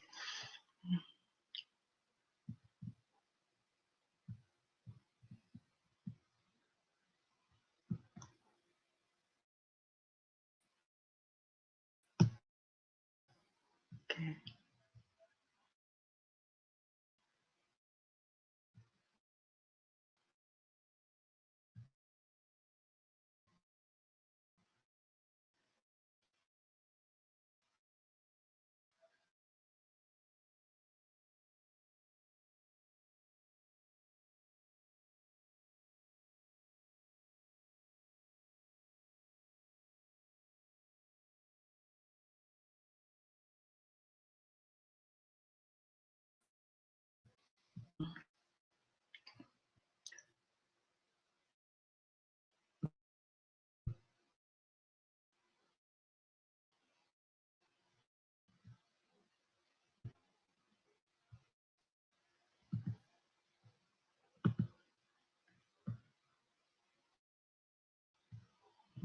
Excuse me. I wish you have a little patient.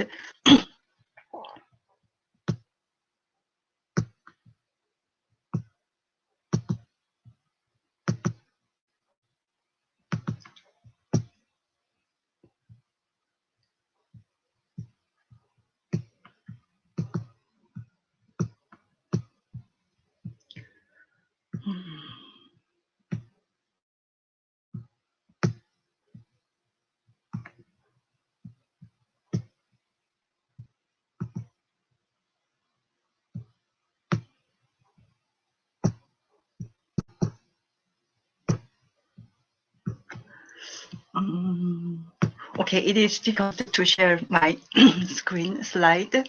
In that case, I need to explain that without files. So I started yoga. In 1996.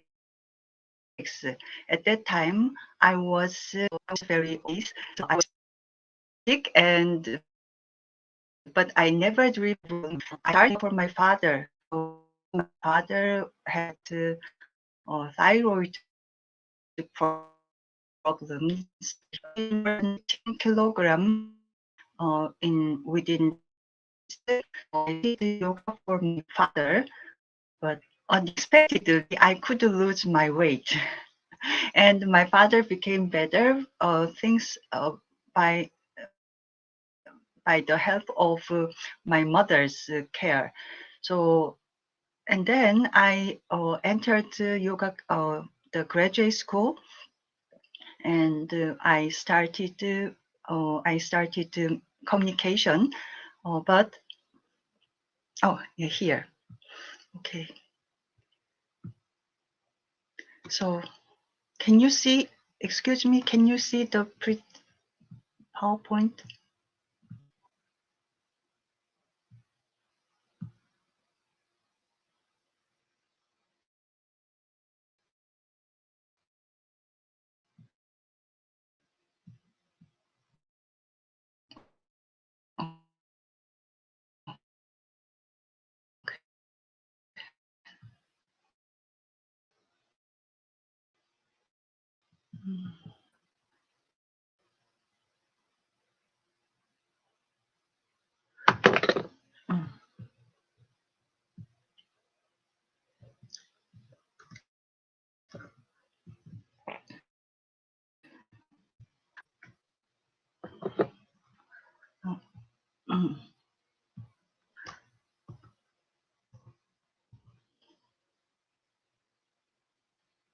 Wait a moment.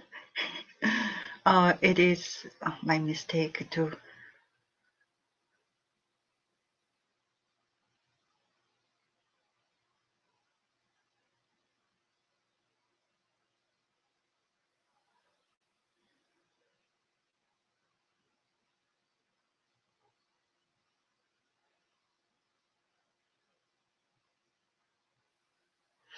No, I will. I will without PowerPoint, so don't worry about that.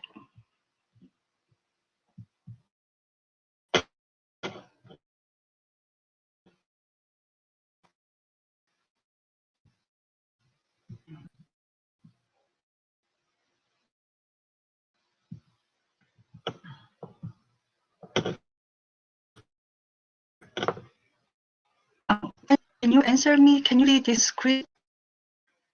The small PPT files. Is there anyone can see this?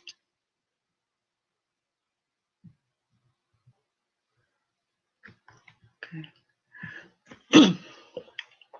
We always say the yoga's citta vritti nirodha, but when we talk about it, it is very difficult to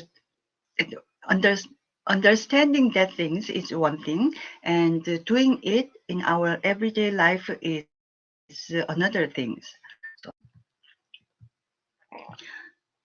So if you excuse me, Isabel, can you see this pile next to me?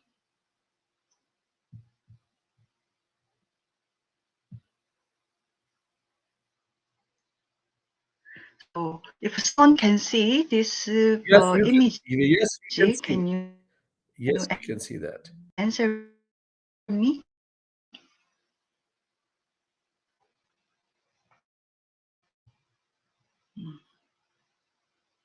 Okay.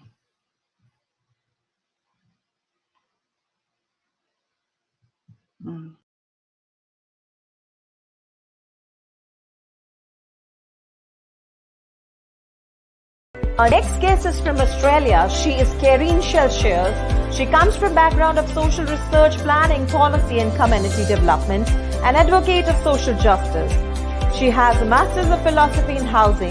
She has been a teacher in higher education and was president of Australasian Association of Yoga Therapy. She is trained in the tradition of Krishnacharya and remains a student of Dr. N. Chandrasekhan and Saraswati Vasudevan. She presented a paper on the use of chakras in yoga therapy at the International Yoga Therapy Conference in Japan in 2018. She's teaching synchronized breath focused yoga, incorporating guidance for a calm mind, strengthening and revitalizing the body and restoring the whole system.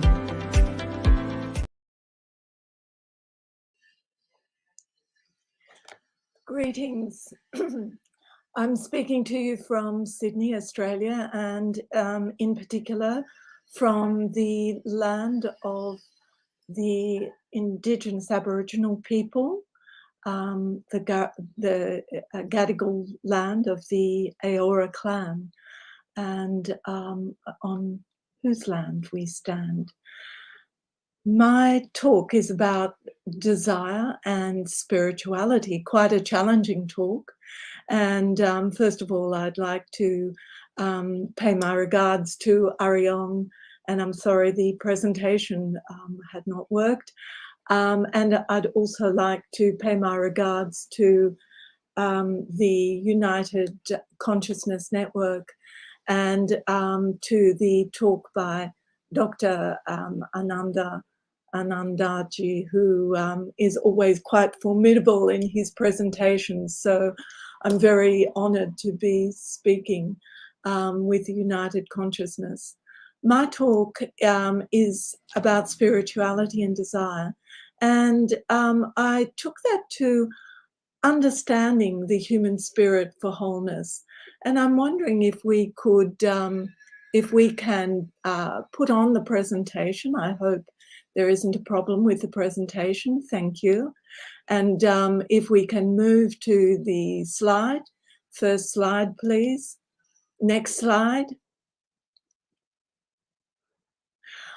I looked at some definitions, and of course, what we understand by desire is the things that you would expect, and that is craving, longing, yearning, aching, or pining. And it suggests feelings that impel one to the attainment or possession of something. Desires can also be either positive in the sense that the subject wants a desirable state to be the case, attraction to something, or negative in the sense that the subject wants an undesirable state not to be the state, not to be the case, aversion. Next slide, please. What drives desire? Desire isn't necessarily a bad thing. Initially, it's desire that drives our instincts for survival. And it's the same as the ego. The ego has to have that sense of drive, of motivation. And it drives our senses. Our senses relay the need to satiate, thirst, hunger, warmth, comfort, to be loved, to be nourished, sheltered, and cared for. From the moment we're born, our mind is absorbing messages from the five senses: taste, sound, sight, touch, and smell. Things that are pleasant and things that are unpleasant. So at an early age, we begin to attune ourselves to the experiences we want more of and those we want less of. And of course, we are being judged as well. We are getting pleasant feedback and unpleasant feedback, judgment from others, from our peers, and from our parents, and from society as to who and how we should be. Next, please. How we perceive ourselves in the world motivates our desires. Desire, as I said, isn't necessarily a bad thing. We strive for growth. We strive for knowledge, for truth, beauty, harmony. We have a desire for improving the human condition and our own sense of self-actualization. Experiences of what give pleasure or pain form our reality. And we are also influenced by the trigunas. So we have the rajas, which is activating, moving things, speeding things up, and we need that. And then we have the rajas, the tamas, which is that inertia, which paralyzes us sometimes, which slows us down. And we have sattva. The other thing is that we have in Samkhya philosophy, there is the notion of unconscious patterns. These are identified as our samskaras, or even deeper, the vasanas, that color our perceptions. And so we're influenced by a whole range of things that are going to place a lens and cloud our perception of reality. A great philosopher, Baruch Spinoza, who lived in the 18th century, stated that we need not suppress our desires.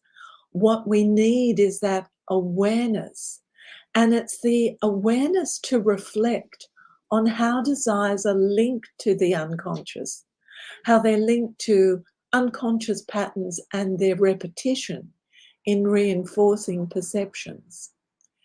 Next, please. Avidya, or ignorance, is seen as the root cause of the obstacles that prevent us from seeing how things really are. So we encounter the obstacles, and there are 4 branches of, there are 4 branches of ignorance that prevent us from seeing. And the first one is the ego.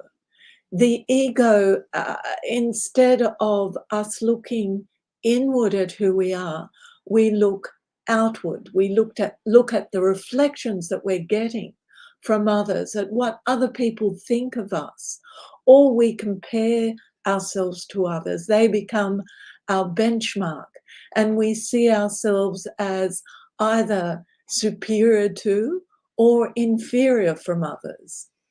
Then we have raga, which is desire. We want to be as good as they are. We want what they have.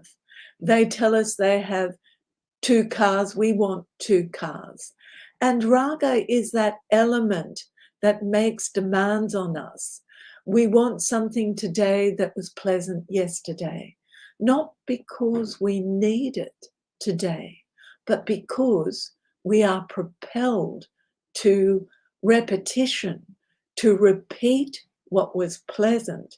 And so we have this drive to desire what we think will bring us that pleasant experience. Dvesha is very much the opposite. We push away experiences, we push away people, we push away things that we believe will cause us pain.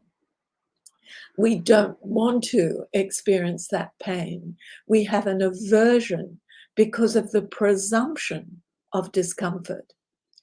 And then there is abhinivesha, the branch of fear. We have doubts about things. We have doubts about ourselves, our position in life, whether people will judge us negatively. And this sense of fear which underlies all the experiences of ignorance, this also drives our desires. We want to attain things because we think in the outer world it will bring us power, it will bring us respect, it will bring us a better person of ourselves. And instead of looking inward, we look outward at the things that mold us and form our samskaras. Next, please.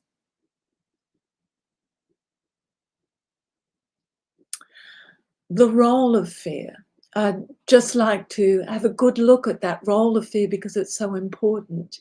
Avidya is derived from repetitive patterns within the subconscious. So we don't actually see what's happening, and these prevent us from recognizing things as they really are.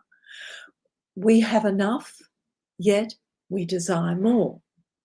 We fear losing what we have, not getting enough of what we crave, what we think will make us safe, secure, comfortable, happy, in comparison to our benchmark, others. Others are our benchmark. And so we crave. And you saw during COVID, people were doing crazy things for fear of not getting enough. They were going and buying masses of toilet paper because they thought they wouldn't have enough. And they didn't really care about how they affected the next person. This fear and craving. It was a very good way to see what motivates us. When the processing mind, the ahamkara, identifies with unconscious patterns of asmita, of the ego, then we react with fear of loss that might trigger craving, thirst, or attachment, or aversion to avoid pain. And we still end up feeling inadequate, never enough. It creates a vicious cycle. In a consumer market, productivity actually thrives on our insatiable fear of lack, wanting to be seen as better, valued, respected, etc., wanting to be seen as having the best washing machine or the best dryer.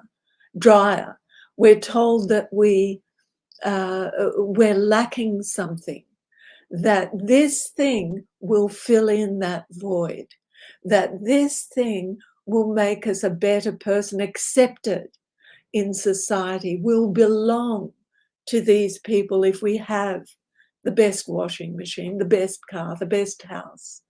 There's a magazine that was called Better Homes and Gardens, and a cynical retake on that was Better Homes Than Yours. And that's what it's about. We want to be better than, and we're driven in a way that doesn't really serve our true self, our true evolution. Next slide, please. We seek out also the repetition of positive experiences. The mind processes experiences, seeking to positively reinforce our idea of what gives us pleasure. It's simply an idea that this person, if we're with this person, we will be whole, we will be joyful, we will have pleasure from this person that we want to attach ourselves with. And we dispel those causes of suffering that and how we see ourselves in the world.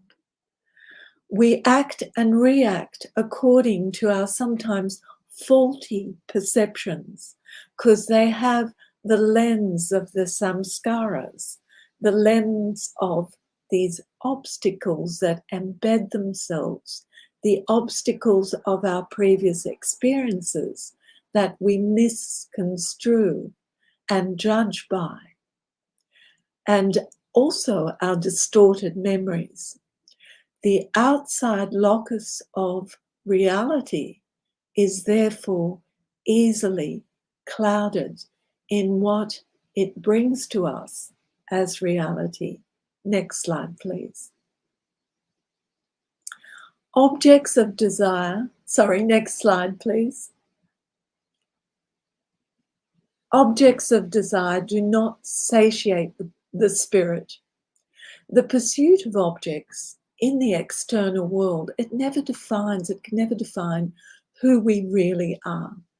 And yet the trend in our society is to feel a sense of lack when we do not have abundant wealth, when we don't have beauty, when we don't have fame, possessions of objects, or when we don't have power over people, to make us feel superior, or supposedly to make us feel happy. But the attainment of such desires are limited. As soon as we have this object or that object, we actually forget about it and we want more. It doesn't satiate us.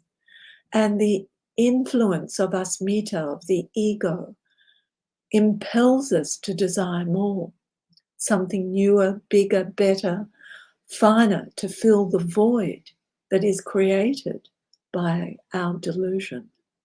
Next slide, please.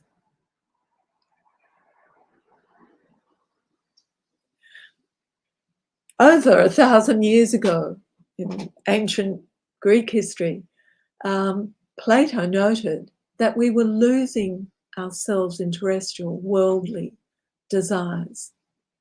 And we have an infinite thirst that is innately divine, but we've lost our link to the wonderment of the cosmos. Uncontrollable now, overconsumption has led to an ecological crisis. Our insatiable desire for more stuff on the gross plane is sadly destroying the planet. Dissatisfaction, mental illness, imbalance permeates our world as we endlessly grasp at enhancing our possessions and using up precious resources and creating unending waste. But that drive, that desire, has forgotten how to look inward. Next slide, please.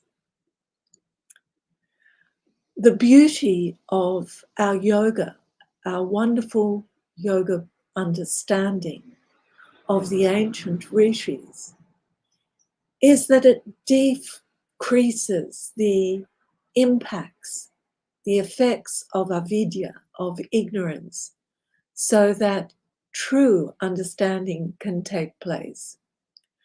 According to TKV Desikachar, when we see something correctly, there is profound peace inside of us. We feel no tension, no unrest, no agitation. There is a spring from which quietness comes, and vidya, or clear understanding, is found within me. Quietness and calmness deep within. Next.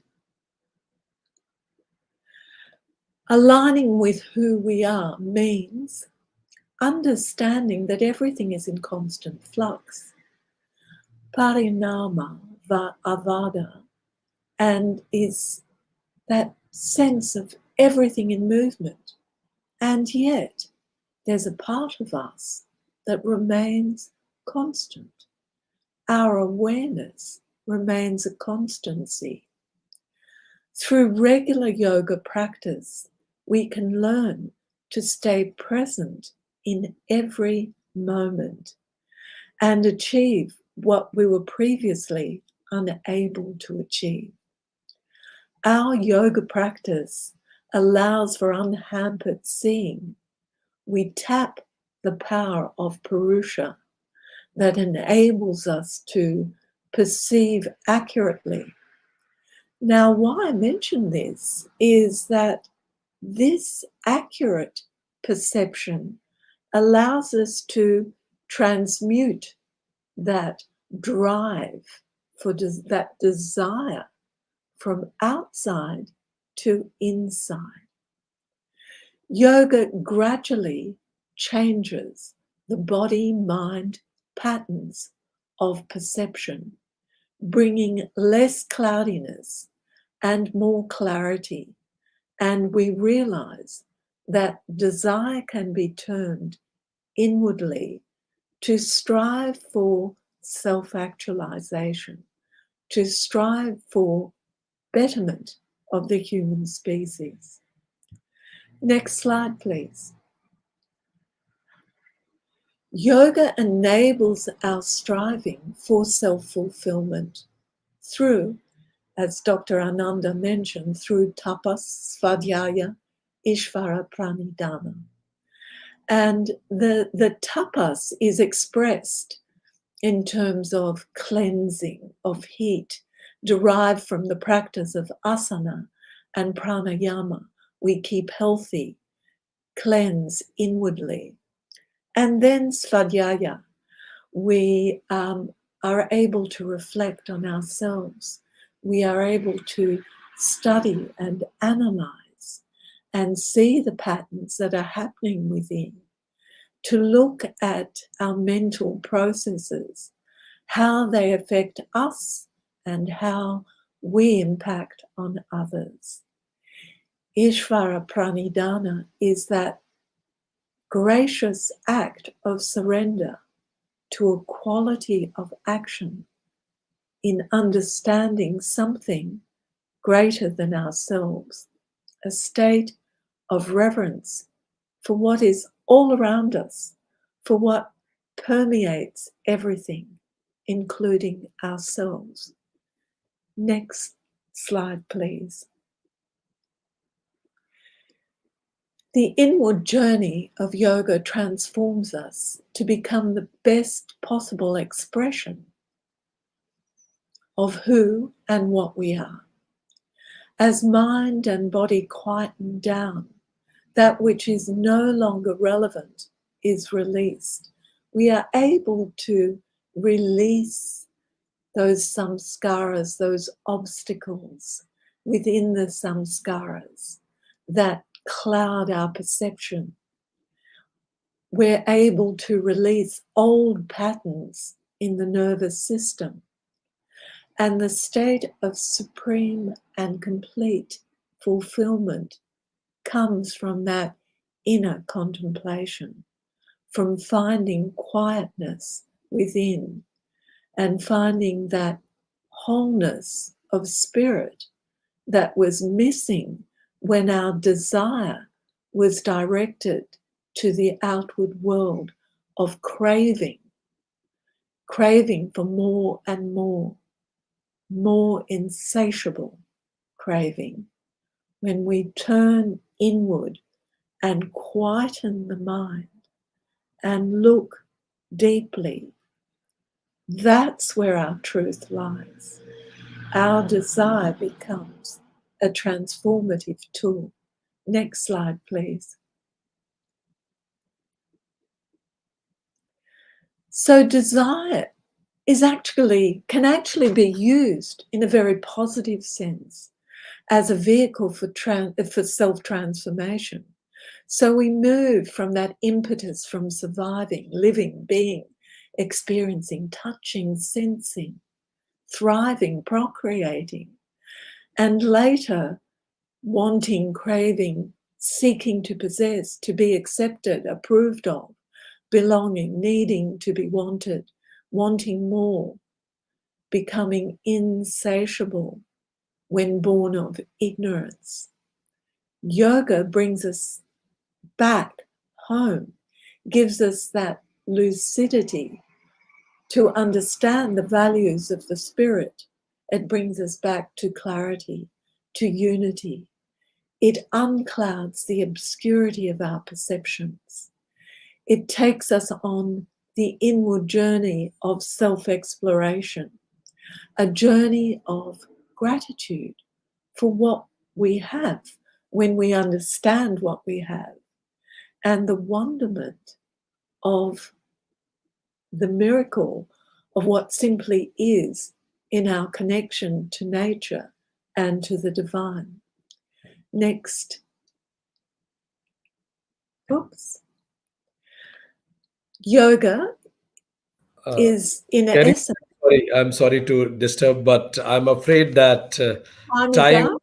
Yeah, yes, it is 10 minutes over the regular time, but I'll request you to, if you can. Yes, no worries. I'll just finish off in saying that that act of moving towards moksha, towards liberation, is that desire can be used as that tool. And finally, I just wanted to thank you for having me, and thank you to the team of United Consciousness. Thank you very much, Karinji. At times it feels like that 15 minutes is really injustice with the audience and the speakers also. And many times we feel like listening all the more. Maybe God given some other opportunity to listen you in much detail. Thank you very much for your time, and so nicely for everybody's understanding. You said that desires are not necessarily bad. We should invert our desire for self actualization. That is most important. You connected so well West and Eastern philosophies together to give it a comprehensive view. You quoted Plato, you quoted TKV, Deshikacharji, and lots many things. So it was really very enlightening. Thank you very much for being here with us. Thank you. Thank you. Thanks. On behalf of United Consciousness, I thank Ms. Karine Shelsair for coming onto the platform of United Consciousness. Thank you so much.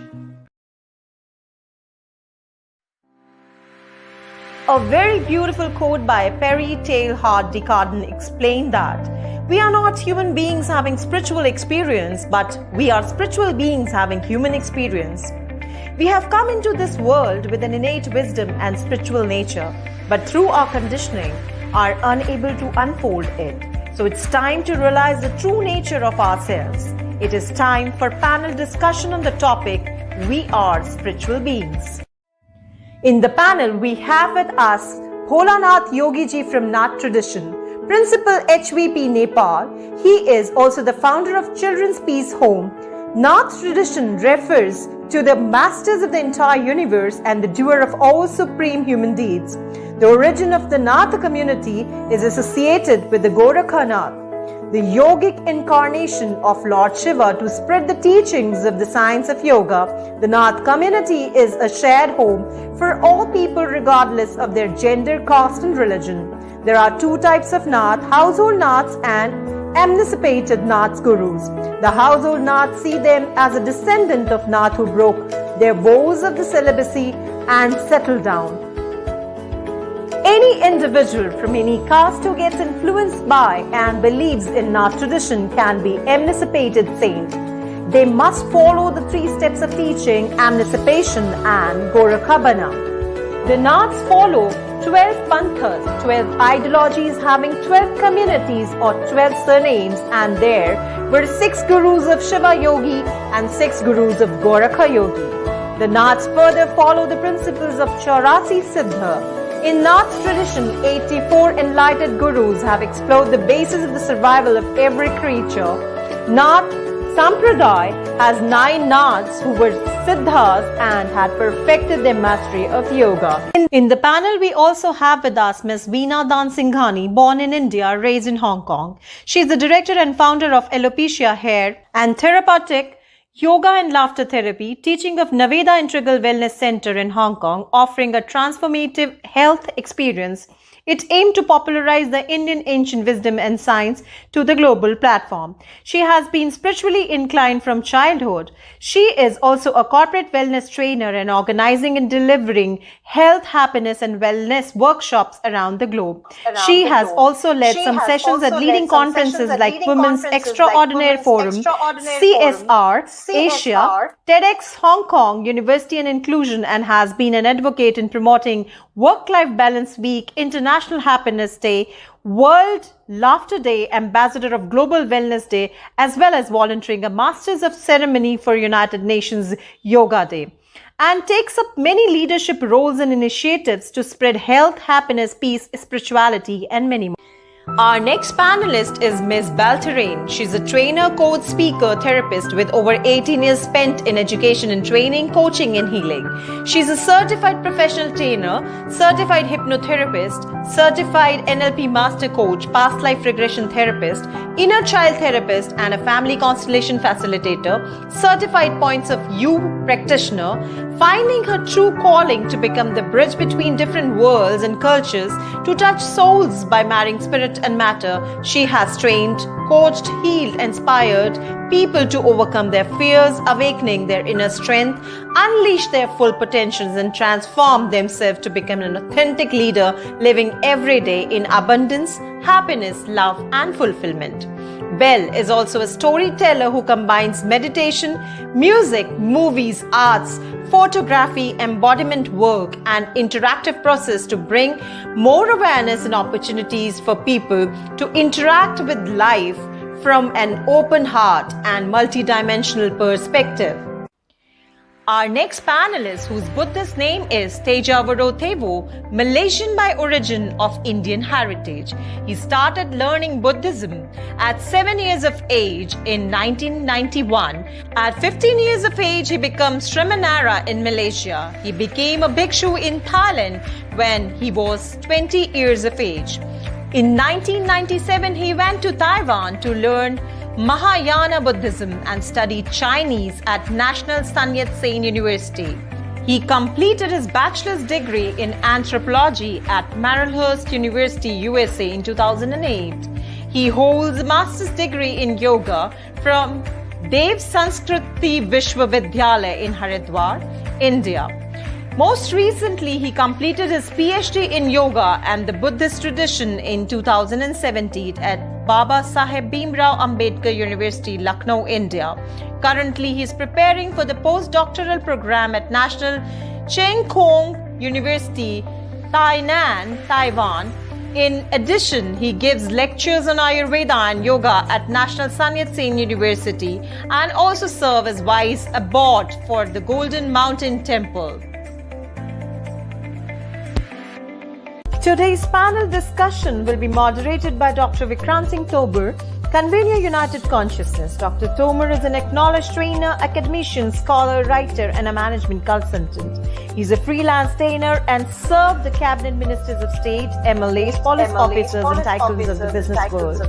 His aim and objective is universal brotherhood and happiness through harmonizing the knowledge from the ancient scriptures into our lives. So I welcome all our guests for panel discussion.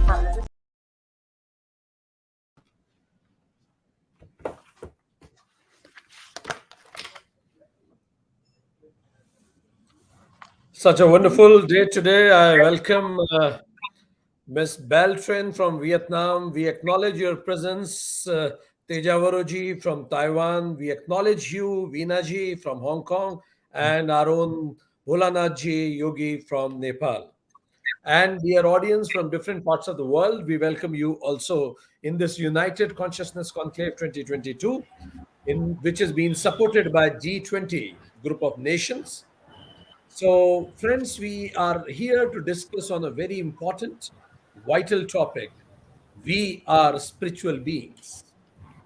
It is said that we are not human beings having spiritual experience. We are spiritual beings having human experience. So, for a quick reflection, I'll come to you, Bholanathji. Is there any difference between being spiritual and spiritual being? Maybe a quick reflection. Namaskar. Thank you. Yes.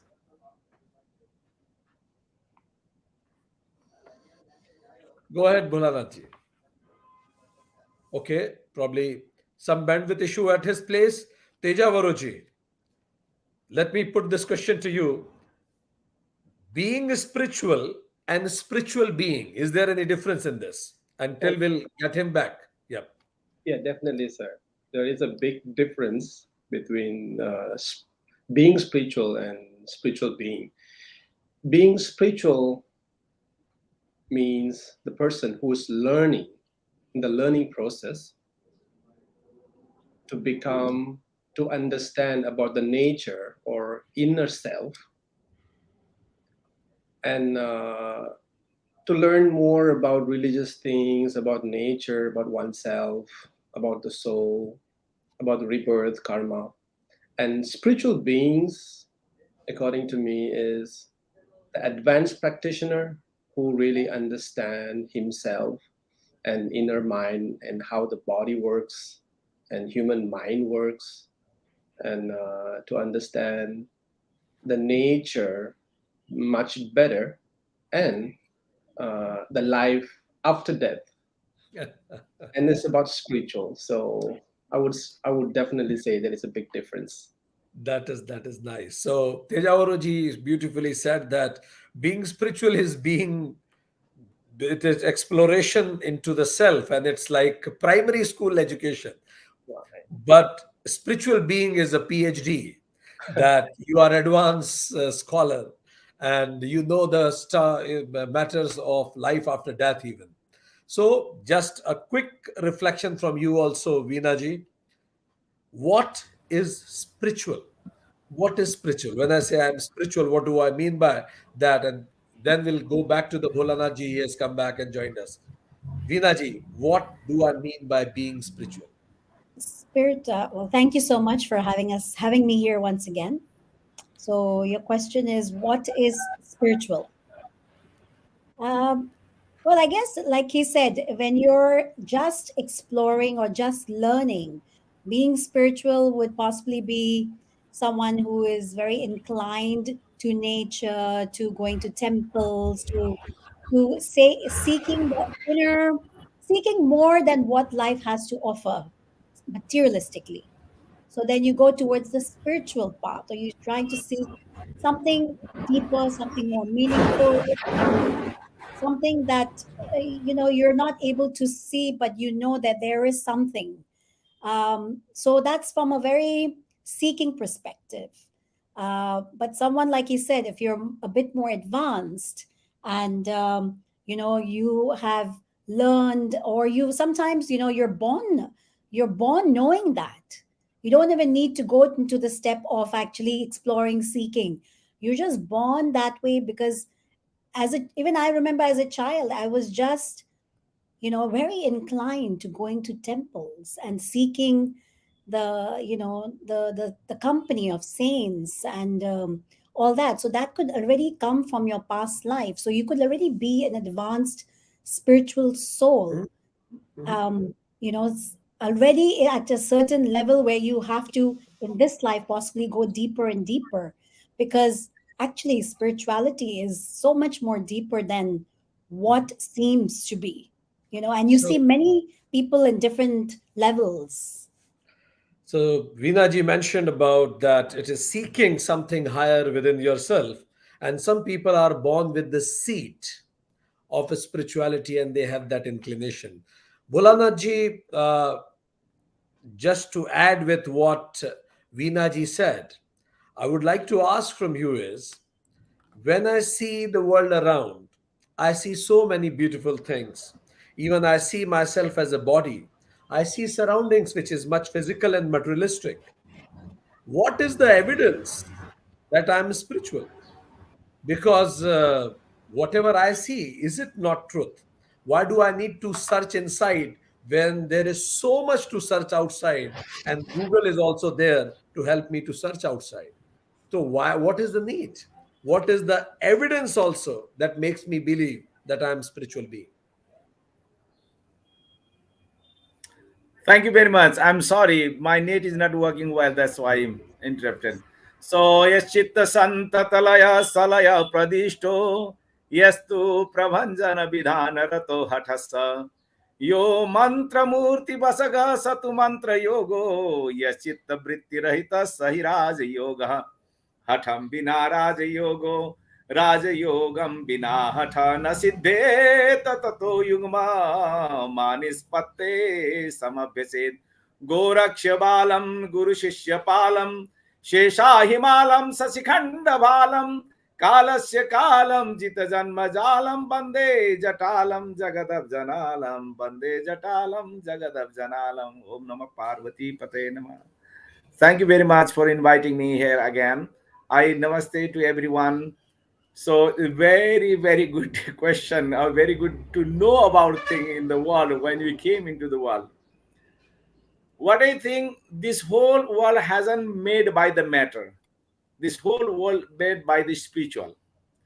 अणोरणीयान Mahato महियान atma guhayam nihatasya janto, which is the anyan, which is the smallest part, is the spiritual part. From that the whole world begins. As Einstein says, energy doesn't lose, but it changes in another form. So the one energy in change into the other form. That means if you go backwards, then you need to reach into the spirituality. The whole cosmos, whole everything is there in the world. The bird singing, the like all those trees in the tree. What is the being there? What is the spirituality there? We can feel it if we have got the spiritual sense in our life. So yes, I mean,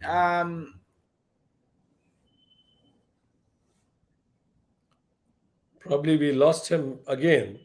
In the interest of time, I'll come to you, Belgi, with the same question. You come from Vietnam. There are so many beautiful things around. What makes me believe that I am a spiritual being? I'm a material being. I have all the facilities in the world. Why do I need to seek inside? Yes, thank you, Dr. Vikrant, for having me here. And I just want to say that I think everyone we go through a lot of difficult time in our life, no matter in which stage or during our life. So during those challenging times when the world outside is like kind of upside down for us, we usually that is when people start to go inside, go within. So definitely the pandemic has started this I would say this movement for people to go inside very very profoundly, and that is where people start to understand there is much more power from within us that we haven't explored because we have been so busy. uh, like you say, there's so much outside. We have been so busy attached with all the outside comfort and materialistic things, which have been helping us and giving us a very very good life and convenience. But at the same time, we forget who we really are and what kind of really the all the meaning, the purpose that we live. Sometimes we just we when we start to understand that we are not afraid of death anymore because we believe that we are energy being like um, the Dr. Just mentioned, we transform from this energy to another form. So we don't. For me personally, I learned not to fear death anymore. So and also I believe in a past life. I start to remember who I was in different lifetimes, and I know it might not be for everyone, but that is my own experience. Yeah. So Belgi mentioned that yes, it is fine that you see beautiful things around, but when the setup gets upset, then you feel the need of going deeper. And that's why probably Bhagavad Gita starts with Vishad Yog. Grief makes you think deeper. When you see futility of all your efforts, which are not making sense anymore to you. So, and then she said that a moment comes when you feel that you're not afraid of that because you are a being that is eternal. It connects back to what Tejavoroji mentioned, that spiritual being is one who knows and thinks and believes about after death. Tejavoroji, will I survive after death?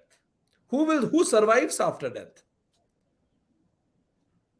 And if somebody survives after death, what is the evidence?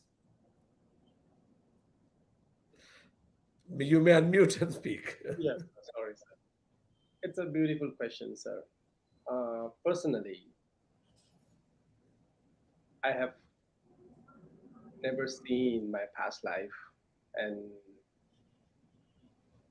according to the religions, and there is a set of beliefs, and we learn. But according to the science and University of Virginia in the United States, I did a lot of research about past life, the reincarnations, and they have some more than 300 evidence that people remember their past life. And then the researcher, the professor, the whole team, they did a beautiful research and found that yes, it is. And some people remember, even though they have a new birth. It's belief, and of course, like the practitioner or the beginners, we don't know about the past life. But according to our own karma, at present, whatever has been received by nature after we're born, so we can understood that there is no balance in everybody. Everybody's not balanced. It's not same for everyone. Poor, rich, ugly, beautiful, and all that. So there should be, next life. And then uh, the miss said that she remembers the past life. There are many people like that. So I do believe, and I don't have evidence for right now except the spiritual text. So, Tejavaraji, you mentioned that life appears disbalanced. It means there are further accounts than this life also. So, in very quick, within maybe 1 minute, if you could throw light upon, if I am a non believer, I don't believe in rebirth, Right. still can I believe in being that I am a spiritual being? If I Oh, don't believe in rebirth, still can I believe that I am a spiritual being? How? oh, definitely, sir. Because believing in rebirth, next life, and then the current life is two different things. Spiritual being means the person is a good human being. In one word, I would say good being a good human being, and then believe that which is in the future, which is not happening. It's two different things. Like uh, being a good person and being hurt. It's two different things. So I would say that whatever we do in our life in the present, if you are in the presence, and it will gives more view for the future and how you lead your present life. So it's nothing to do, you don't have to believe about rebirth. After that, we can see right now cause and effect. Thank you. You said that spiritual being means be a good human being. That itself is spiritualism. Vinaji, when we all are spiritual beings, then why there is so much conflict in the world? Does spirits fight with each other? Mm. Well, there's only conflict because we are not all realized souls yet. We still very much identify with the gross, with the body. So we're very much body conscious. The more we are still body conscious, that's where we really believe that the material world is that's the only world that there is. That's, yeah, so basically the conflicts only arise because of the fact that we've all forgotten who we truly are, and we really are more body conscious than soul conscious. The more and more we become soul conscious, the more and more we are able to spread the light. So the people who have become soul conscious and continue to spread the light and spread the message and help others realize who they truly are, that's where we really get peace. We all will become peaceful. So, a mental shift, Vinaji says, is needed from body consciousness to soul consciousness. So, that is a tricky thing, what Vinaji said, and interesting too. Belji, there is one thing that I can see day and night, and I'm said not to connect yourself to that. There is something that I can't ever see, the soul. and I am told to connect with that. So disconnect, which is obvious, and connect, which is not visible. It becomes difficult for me to understand. For our audience sake, can you give us some tips that they would like to do from tomorrow onwards to shift from body consciousness to soul consciousness, shift from what is visible to what is not seemingly visible? Go ahead. Yes, I also believe that when we spend time with ourselves and listen to our thoughts and our emotions, which we say meditate, but for some other people, we have other kind of tools. So for one thing, which, for example, for me, I believe that in order to shift from like body consciousness to the soul consciousness, I need to move my body. So that is one of my tips is that I listen to music and I let my body, do what it needs to do with different kind of music, because I believe that our body is where all the subconscious memories and everything is in here. So it needs to be released certain belief that that are different, and certain memories, certain beliefs that may be different with others people, but it can cause conflicts and chaos only when I hold that too strongly and I don't accept the difference from others. But once I understand that we are one, we are all one consciousness and I am related to them. So if I'm mad at them, I'm also mad at myself. I just appreciate that they appear to be my mirror so I can release certain things. So dancing for me is one. Music for me is one tip that I do. Another one is that meditation helps me a lot to calm myself and really listen, enable me to listen to my own thoughts. What are some of the negative thoughts or negative belief that I have been installed when I was very young, or even I carry from past life or ancestors, and which I didn't know, but it was there. So I'm listening to my own thoughts, my own emotions, and I'm just kind of become an observer. I know you're there, and I thank you, but I don't have any judgment on that. Sometimes they are very negative, like why are you so ugly, and certain things, or why you're not able to do this. So but I understand that it came from Mhm. some other things, and I just say I know you're there and I thank you, and then I let it go. And then starting like that, I accept my authentic self as well, and that is where the base for me to also accept others and seeing everyone as one. Thank you. Quite a good tips. Spend time with yourself, do meditation, identify those negative patterns. And she said that those negative things may be coming from your physical DNA or your spiritual DNA also. Your past lives is the spiritual DNA, and the parents and forefathers, the material DNA. It may be coming from any place. And she said that you would like to observe all those patterns, and once you observe, then they start getting released. And she also mentioned about like leave yourself on music, let your body move with the music, and that music teaches you that as different notes together makes it complete.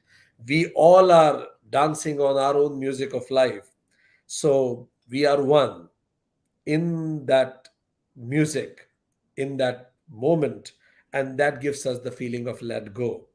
That nice, the feeling of one consciousness. The same question to you also, Teja Varuji. Shift from body consciousness to soul consciousness doesn't look so easy. I have done my MBA to earn money, to get reputation, to have houses, cars. Now you are telling me that this person whose nameplate is there, who has a visiting card, you are not that. You are somebody else. It becomes so difficult for me to believe. And then if I am somebody else, why did I do all that MBA and PhD and all that? So my question is this: how to shift. Practical executionable tips which audience would like to do it from today itself. I would say that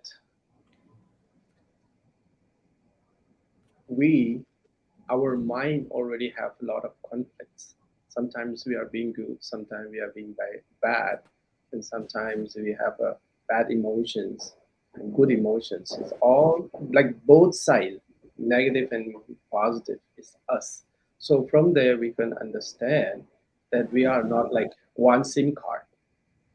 We have a double SIM card by nature. So once we understand our nature, our basic nature, I would say, like when you were born, everyone is nice. Nobody is thief. Nobody, lie and steal things. So we're good human, by birth.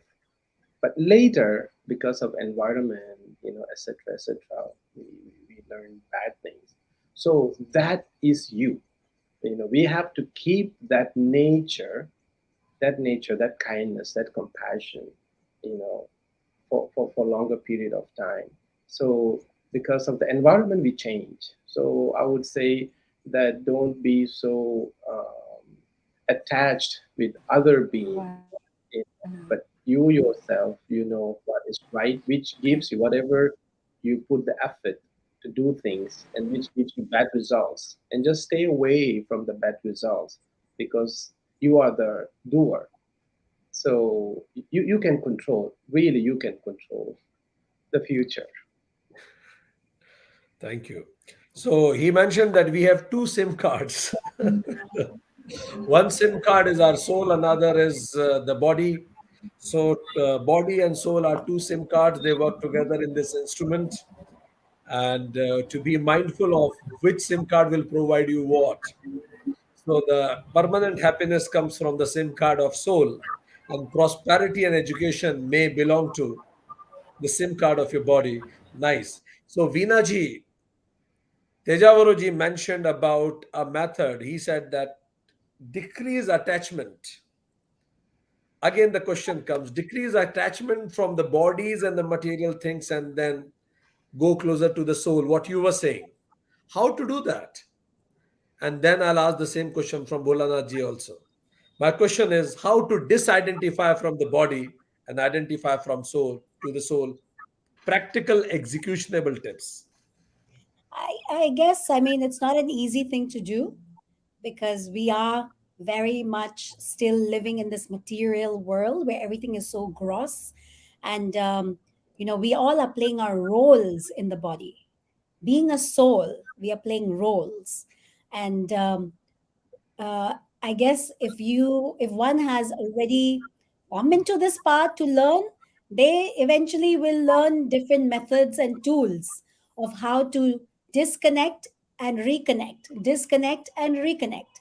So, of course, meditation is one of the most beautiful ways, practicing simple meditations to withdraw, even for just 2 minutes every hour, just like the Raj Yoga, meditations teach us, like every hour, be silent for 2 minutes, reconnect to the source, reminding ourselves that we are souls playing our roles in this physical, materialistic body. And we as whenever we are doing anything, we're serving, we're doing anything in this physical body, we play our part as a soul. But the practice has to be always come back to some level of awareness on a consistent basis, whether it is every hour or maybe 3 times a day, just to go back and reflect. Am I operating as a soul or am I operating from the body? And the minute we keep bringing this awareness, this practice on a regular basis to remind ourselves that we are the soul. So, this is how I'm going to make this decision or make this choice. I Thank you. think that's a good way. Thank you very much. The whole world is she said, is the role play of the soul. Have constant awareness, and a true seeker will find his way, certainly. Bholanath ji, the same question. You mentioned that at the Anu level, we all are a spirit.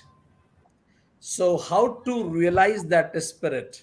How to realize our true nature? Some practical executionable tips, which audience can do it from now.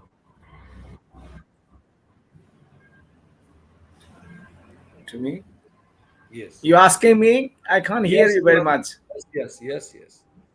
Should I repeat the question? I can't hear you very much. I I came to know that how we can realize we are the This is spiritual the being. question. This is the question to you also. Can you help us with some practical tips? Practical tips to realize yourself. Yeah, I mean, through the yoga only we can practice, because the only the result is we can find out the realize ourselves through the yoga only. When we see someone and feel he is a spiritual being, when we see the devatto darshan to someone, that means we are the spiritual being. um so like, if we see that something positive, je har sahi par sampati dekhi, dukhit ho hi par vipati visheshi. If you see someone's progress and you feel the happiness in you, that means you are a spiritual being now. If you see someone's progress and if you do not feel the happy, that means you are not a spiritual being. For that, to practice yourself a spiritual being, you need to start donating, help someone. When you start helping in any way, like, helping money, helping in time, helping your, like, any way to help someone, then you automatically go for the abhyas. There is a way to become spiritual. Another thing is Okay, it seems we lost him, but he gave us many gems before his connection got lost. So, dear friends watching us from different parts of the world, we had this wonderful discussion over here where we started discussing about, are we spiritual being? So Tejavaruji said that being spiritual and spiritual being are two different things. He said being spiritual is a primary level course where you start self inquiring, but spiritual being means you are an advanced scholar and you understand the essence of your true being, that you exist even after your death. He said, though there are not much evidences because it is an experiential issue, experiential matter to realize that you exist beyond your death also. And he said that University of Virginia has got 300 plus evidences about it. And but even if you don't believe in life after death, he mentioned at least being good, doing good, thinking good is what is being spiritual. It is what is spiritual being. He said, if you don't believe in rebirth, also, then also you see the disturbances and inequalities of life. It means there is a long journey. That's why I got something in this life and something I didn't get. So you get so many answers when you see the bigger picture. He said that never remember we have two SIM cards. One SIM card is the soul, another is the body. And soul will provide us permanent peace and happiness. Body is for education, enlightenment, education and enjoyment and prosperity. And soul is for enlightenment. So, knowing this, attaching yourself less to the body and going towards soul is the solution. Then we have Veena ji, she said that seeking something higher is being spiritual, knowing that there's some missing in this world and seekers are born with the seed, and the method to prosper that seed is know that the world is the role play of the soul. She said that identify with the soul and disidentify with the body, and she mentioned it's not that easy, but a true seeker will certainly find the path. And one method she suggested is, अरे लेकिन वो तो मैंने बोलना बोल दिया काम if you बन नहीं can रहा था. if you can mute Bholanaji, thank you. She mentioned that constant awareness 3 times a day. Ask yourself, who got hurt, the body or the soul? Who said this, body or the soul?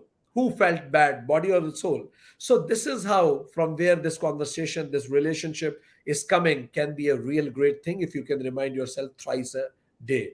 Nice. Thank you very much, Veena for that. And then Beltran said that, yes, outside things are obvious and visible. Something which is not visible, the journey may start from Vishad, the grief, the challenging times, pandemic. So there is always a mental pandemic behind going to the spiritual path. And then people seek the deeper meanings of their life. And then they become no afraid of death also. For that, she said, few tips can be done. One is spend time with yourself. Meditate. Meditate on all negative things and from where these patterns are coming. Observe them, accept yourself as it is, and then with that peaceful mind, go beyond in your search for yourself. Dance on music. Science also says that we all are sound. So when you resonate with the sound, you'll find everybody is the beats of the same sound, and it creates the feeling of oneness.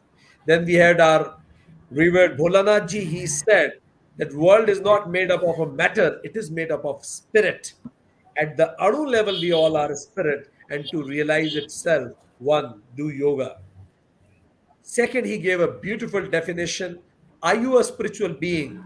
The definition is if you can see spirit in everybody, Devatva Darshanam, then you are a spiritual being. If you see body in others, you are a body being. What you see in others is what you are actually.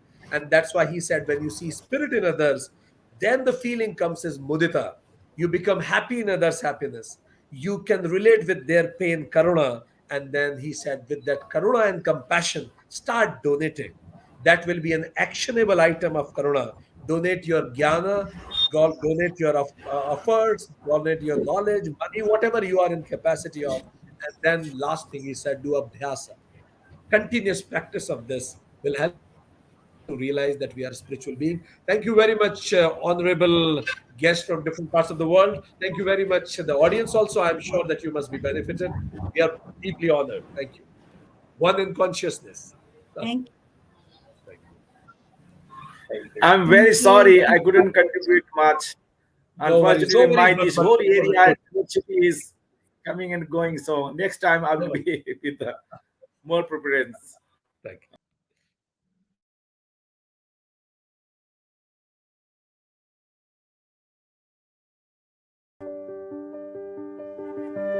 It's my privilege to welcome our next guest, Shri Subodh Tiwari ji, who was born in the yogic atmosphere at Kaivalya Dhama, Lonavala.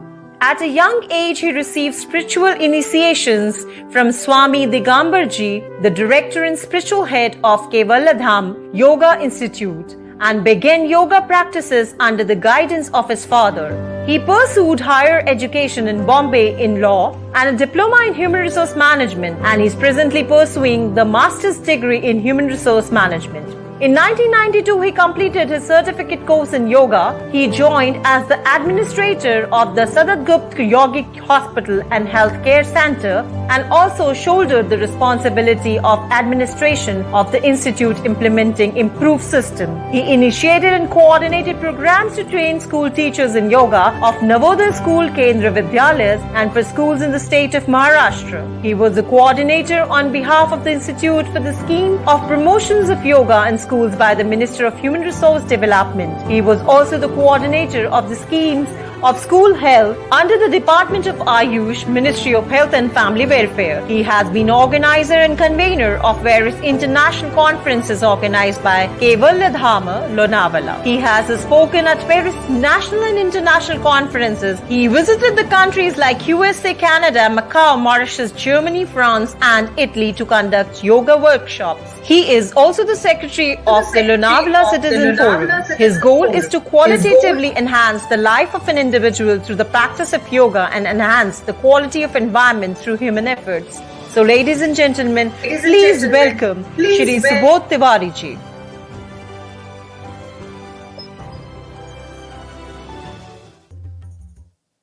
Namaskar. Let us start with Shanti Mantra.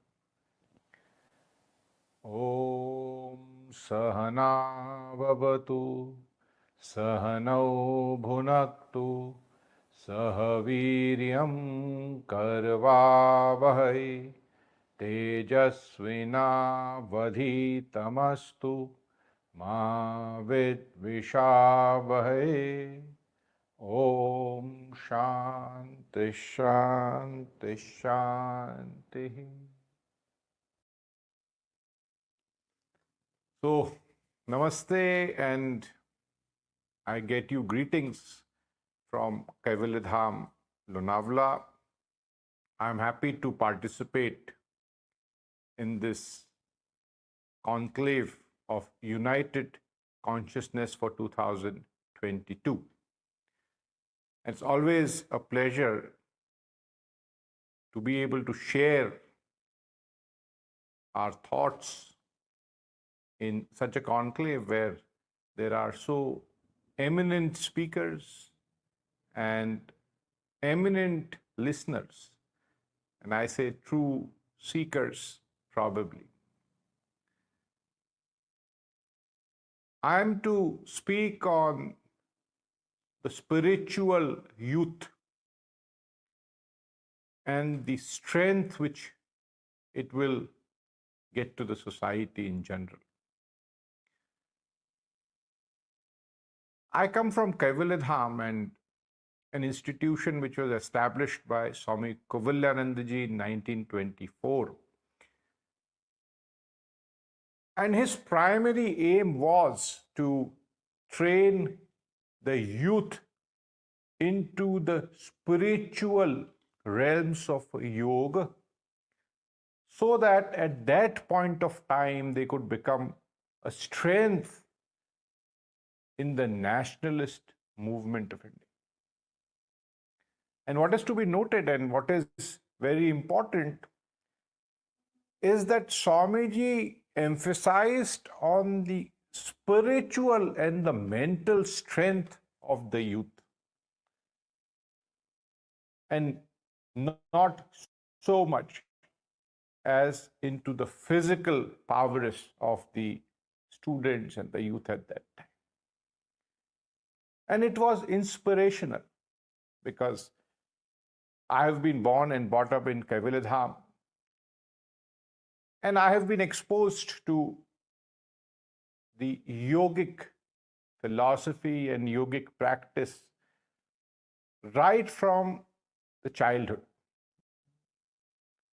I still remember that I used to be going to the every morning and evening puja at Swamiji's kuti, which we refer to, and Swami Digambarji, the spiritual head of Kaivalyadham, used to perform the Sandhya or Swadhyay twice a day.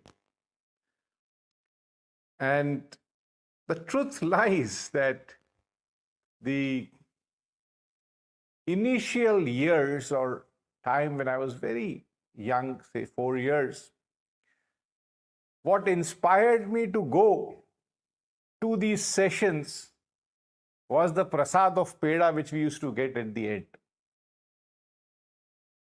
But gradually, this simple desire transformed into that longing for the real experience of peace, which at that age you are not able to decipher or know, but it inherently comes in, inherently establishes it itself.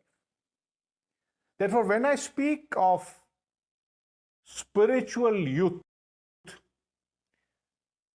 first thing which I would like to mention is, very often we confuse the term spiritual and religion. And we need to be very clear. Spirituality is the vast ocean. It has no boundaries. It is related to the consciousness of each individual, irrespective of whatever religion or faith one belongs to. It is that inherent element in each and every human being.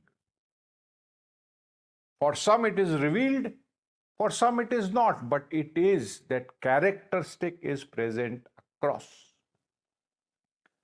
Religion, in other terms, is the faith which has been developed over a period of centuries.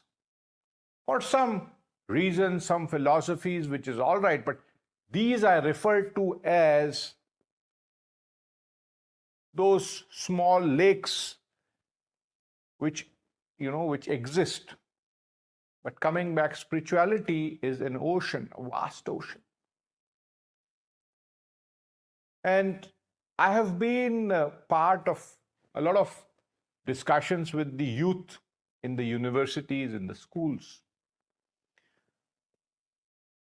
And I often say, and I personally believe, that most profound things in life actually are very simple. So if we want to convey the essence of spirituality, we have to understand it in very simple terms. What is that which, when comes to our youth, will enhance the fundamental strength of an individual? When the individual's strength is enhanced, the strength of the society will come by. When the strength of the society is high, we will have strength in the state, in the country, and in the world. So each individual will make difference to the whole world. When we speak of spirituality, it simply means a more aware, a more conscious youth and human being. Very simple. It's not a very complicated jargon. It's not that you have to sit somewhere and listen to it again and again and try to decipher a very difficult philosophy. Maharishi Patanjali, in his Ashtanga Yoga, lays a lot of emphasis on the yamas and niyamas.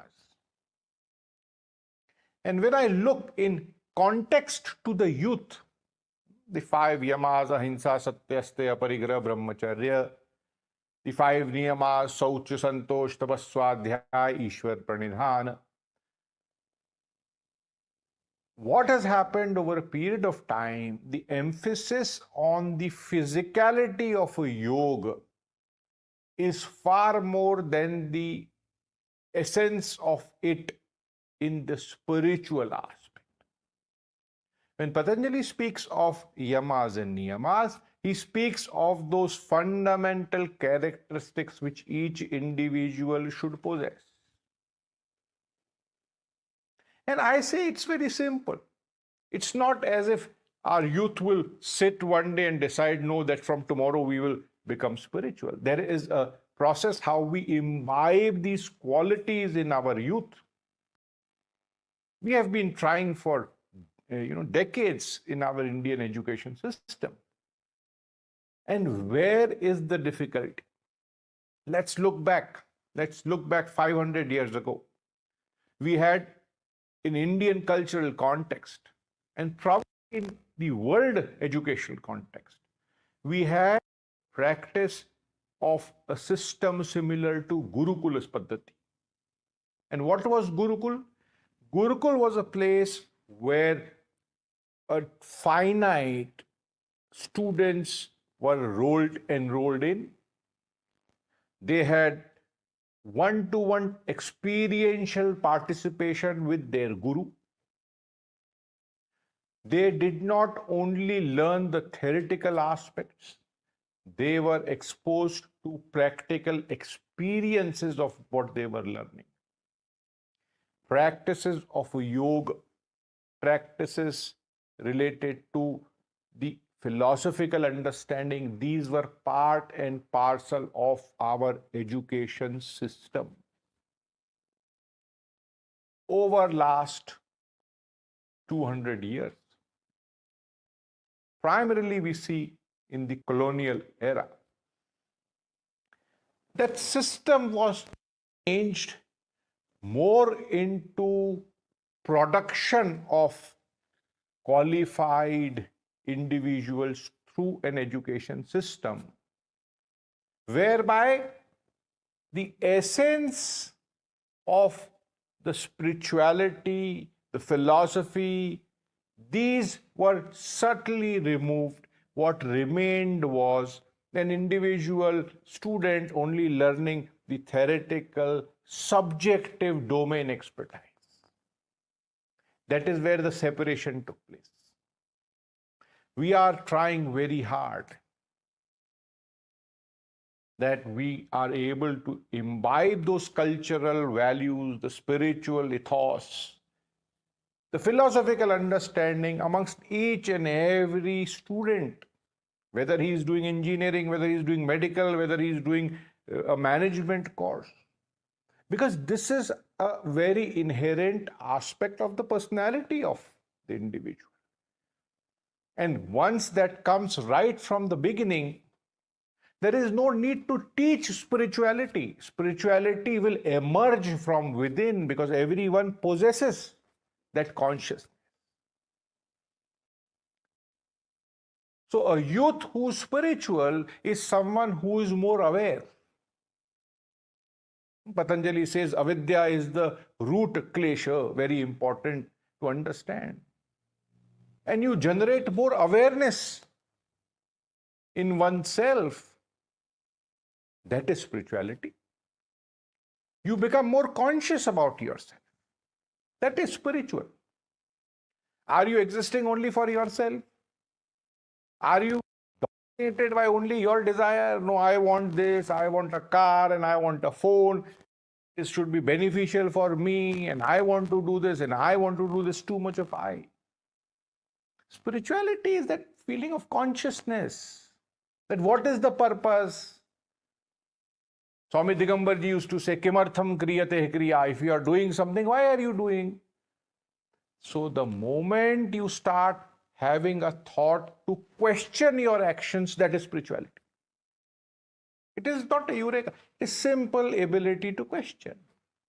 Empathy. Concern for other people. Why are we so much focused on our own self, our own development, our own well-being?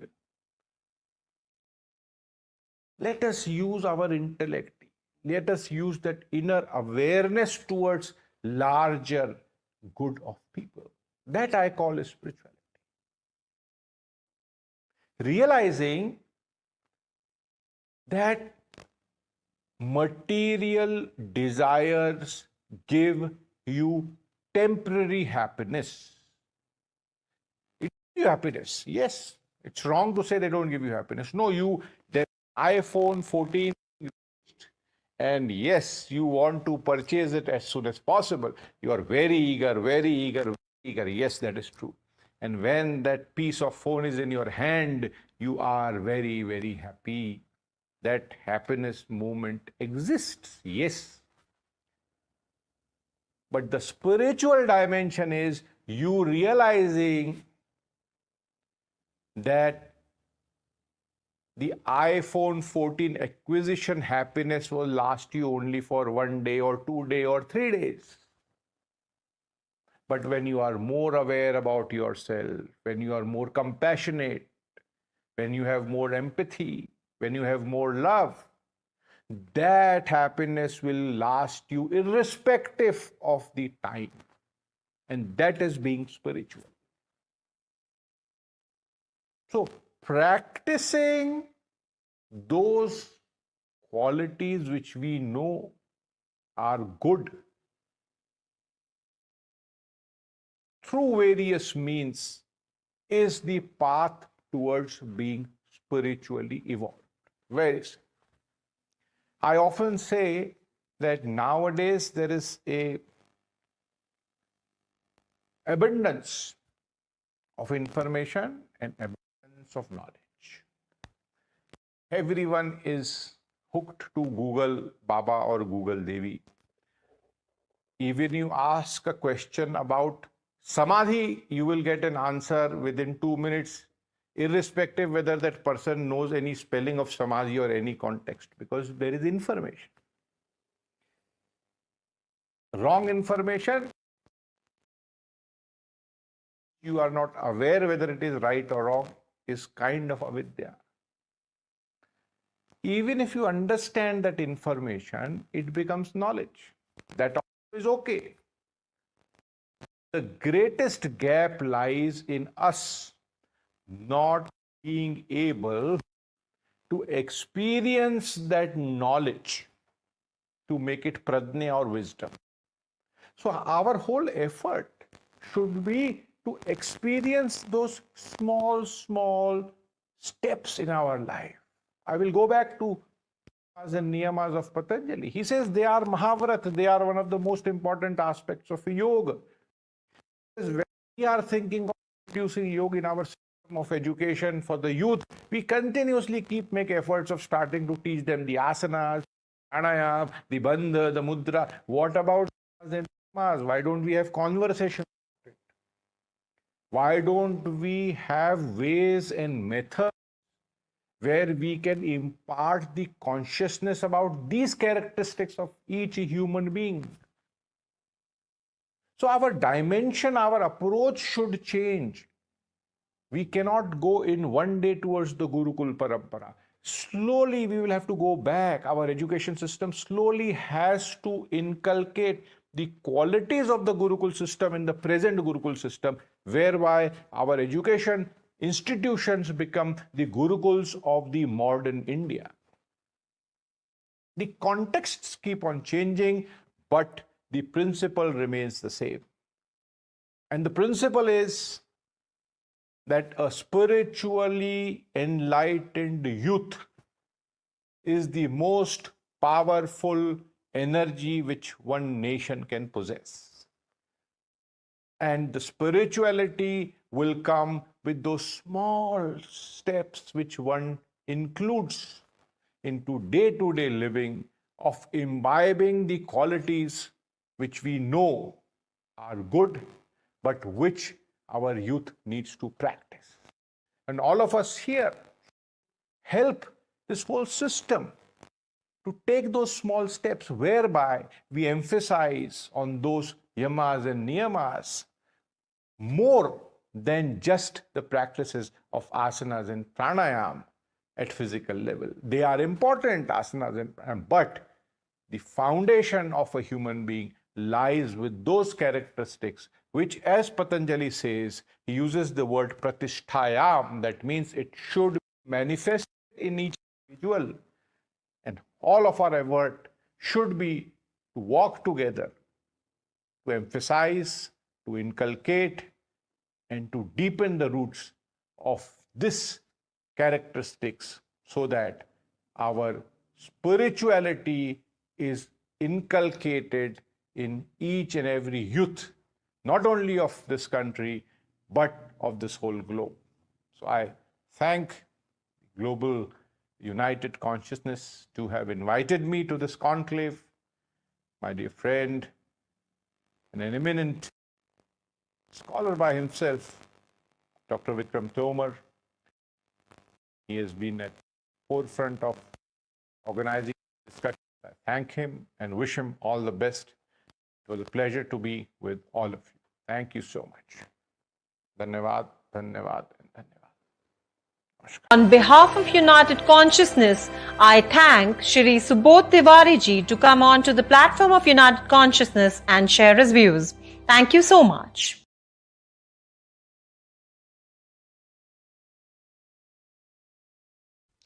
On behalf of United Consciousness, I welcome Ms. Patricia Wegley, Vice President, Australian Association of Yoga Therapists. She has completed her BA Diploma in Yoga from AYTA Yoga Therapist and Ayurveda Counselor. Patricia has been teaching for 30 years. After her yoga teacher training with the AYTA, she completed a postgraduate diploma in counseling at ACAP. And while continuing to teach, pursued study in anatomy and physiology, nutrition and Ayurveda at Nature Care College in Sydney. She completed a 3-year course in yoga therapy with Australian Yoga Therapy in 2013. She has been involved with the AAYT committee for the last 4 years and is past president of the AYTA. Her teaching is centered on yoga therapy and practices from Ayurveda to create balance and promote well-being. So ladies and gentlemen, please put your hands together to welcome Ms. Patricia Begley.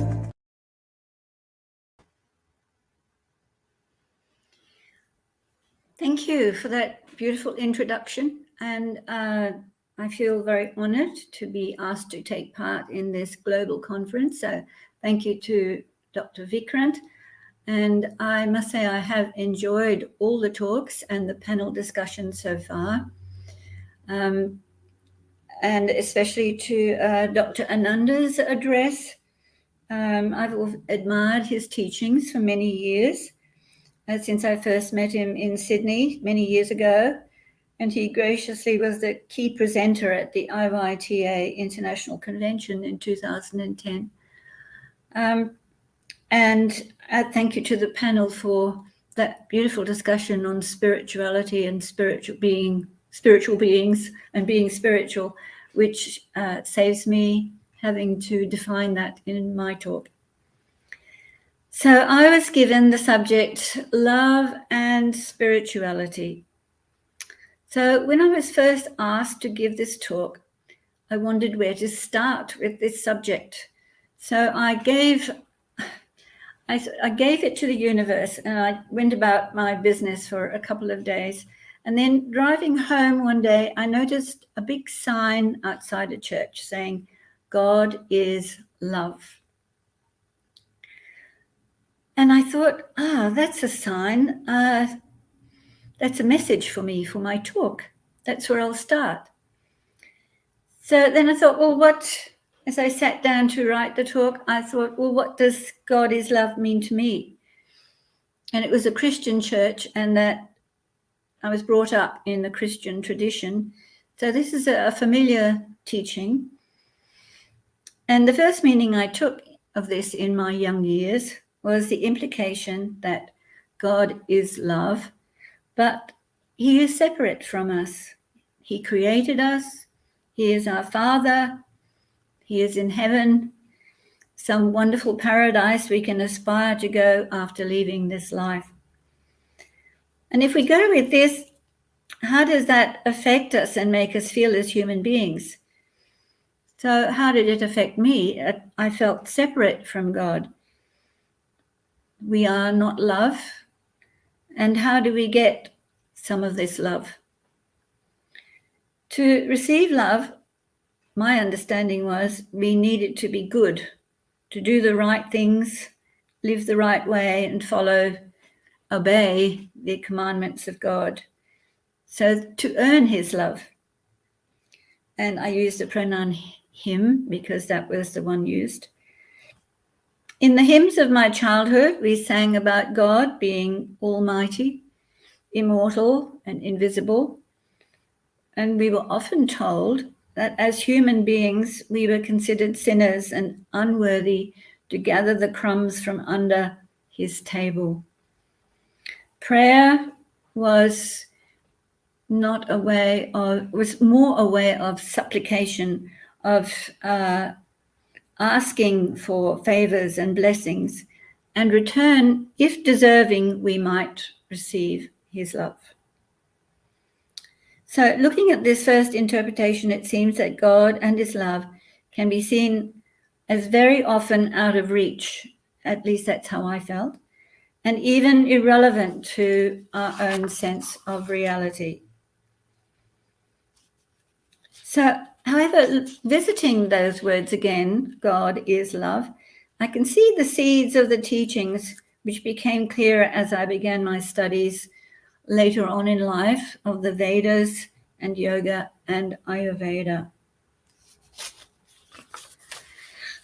So I'm just going to quote here from an article by Doug Keller, a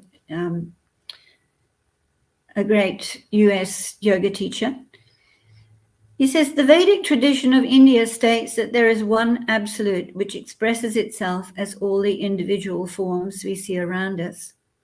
While we can certainly enjoy all the aspects of our individuality, we need to recognize that they are all part of a greater universality. And when the great exponent of Advaita, Ramana Maharishi, was asked, "What about the others?" he replied, "There are no others."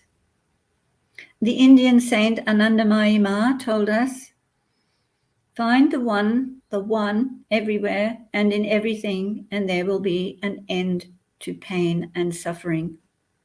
The one is that which connects everything in creation, the underlying field of pure consciousness to which we all belong.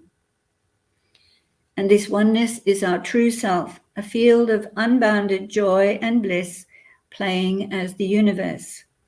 It disguises itself as the mind and body and displays itself as the world and the environment. So, from the words, God is love, is the understanding that in the process of creation of all there is, that love is the energy behind all of creation. That therefore love is a part of our human nature too. And this is very different from thinking God is somewhere out there and we are down here. Instead, it is an acknowledgement that having been created, a part of the Creator is also a part of our nature. That is love. We are spiritual beings. Thank you to the panel for their discussion on that. In continual relationship with this source of love, even if unaware of it and seeking it from external sources. So we are given a guide to practices that we can do to connect and relate to this higher being or self. And these are covered in the Yoga Sutras of Patanjali. And in doing so, we are told the nature of our true self may be revealed. So this is indicated in chapter 1, verse 3, and then chapter 4, verse 34, which describes when consciousness settles in its own nature. To me, the true self is that part of our being which is divine love, which underlies our physical nature. So this can be accessed or glimpsed through meditation, through the practices of yoga, and connection, that is relationship with all other living beings and all of creation or nature. Perhaps we have all had a glimpse of this experience while out in nature, gazing with awe at a mountain scene or a place in nature that has some meaning for us, where time seems to stop and we are completely in the moment, at one with our surroundings, ourself, and all that is. Our hearts are full. So the key to having a relationship with God, and therefore love, is just that, relationship. And here I would like to introduce the idea that before we can act from a place of love, we must first learn to love ourselves and connect with that love within. Often we are self-critical and can take on self-destructive habits which separate us from that connection with love within. And this is reflected outwardly in our society as criticism of others, disregard and fear of others, resulting in the violence we see around us. Mr. Desikachar, TKV Desikachar, said that in practicing yoga, our relationships will improve. And as we develop this connection with the divine love within, we then are able to relate in a more compassionate and loving way to those around us. Doug Keller says in his article, life is all about relationships. We are in relationships with our friends and family, the people we work with, even those we met casually in the grocery store or sit next to on a flight. We are in a relationship with our environment and the world around us. And on a subtle level, every cell in your body is in a relationship with every other cell. Considering ourselves as separate from other people creates conflicts ranging from personal disputes to global conflicts. Seeing ourselves as separate from the environment results in the current climate change issues. A breakdown in the body's internal relationships creates the potential for disharmony and disease. Our happiness and well-being are all dependent on the quality of our relationships. Dynamic and harmonious relationships bring us joy, success, and radiant health. Toxic relationships are the pathway to sadness, frustration, and suffering. All relationships, whether we judge them as good or bad, act as guides for growth if we are open to hear their messages. However, all external teachings ultimately lead us to remember that we are our own guru, and all external relationships merge into one relationship, our essential self. By all means, enjoy external relationships, but know that true happiness is not found outside. We must look within. The merging of self, of the individual self, with the consciousness, the universal self, brings the relationship of oneness with the divine. So I come back to that statement, our hearts are full. Because according to the teachings, the heart is the seat of the soul, and it is the individual soul which is connected to the universal soul, which is the divine part of ourselves, which I understand as love. We are at heart spiritual beings. In Lauren Roche's translation of the Vijnana Bhairava, he says, the one who is at play says there is a space in the heart where everything meets. Come here if you want to find me. Mind, senses, soul, eternity, all are here. And again in verse 26, the heart of the universe pulses in all hearts. There is one who is the life in all forms. There is one who is joyful in simply existing in all bodies as all bodies. Explore the life that is your present form. One day you will discover it is not different from the life of the secret one, and your heart will sing triumphant songs of being at home everywhere. At the heart center, we are centered in unconditional love, peace, compassion. Swami Niranjananda from the Satyananda tradition taught once the need for connecting the head with the heart. The clarity of the Ajna chakra, the third eye, with the compassion and unconditional love of the heart when making decisions. When in doubt, to go with the heart. In yoga practices, we are moving prana, the intelligence of life force, to the central energy channel Sushumna, and encouraging the flow through the chakras, the energy centers, from those in the lower part of the body, which are associated with our healthy functioning in this physical world, and all that is needed for a full life, up to the heart center, where we act from a place of unconditional love, and the higher chakras, which enable us to fulfill our potential here in this life on earth. The goal of our spiritual journey is to awaken from this darkness to light, from ignorance to bliss, from our self-created limitations to freedom, and from fear to unbounded love.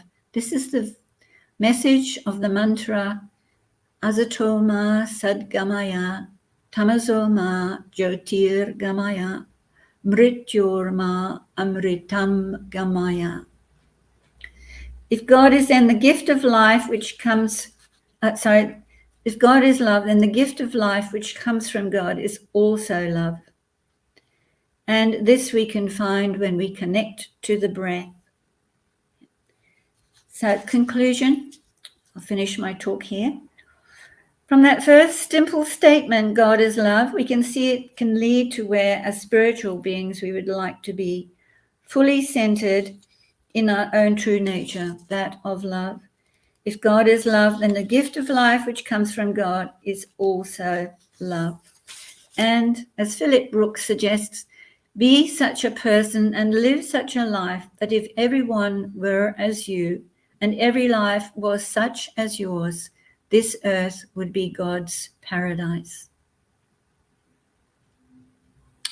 So thank you. I will finish there. Thank you very much, Patricia ji. It is such enlightening talk, and so nicely you mentioned that the separation, the concept that God is separated from us, and that the separation leads to lack of love, and lack of love leads to the urge that I need to do good things to gain love. But the basic feeling is lacking something.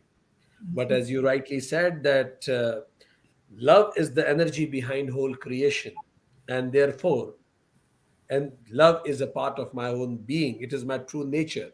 You quoted Raman Maharshi ji, you quoted Anand Mai ji, and Patanjali Yoga Sutra you quoted.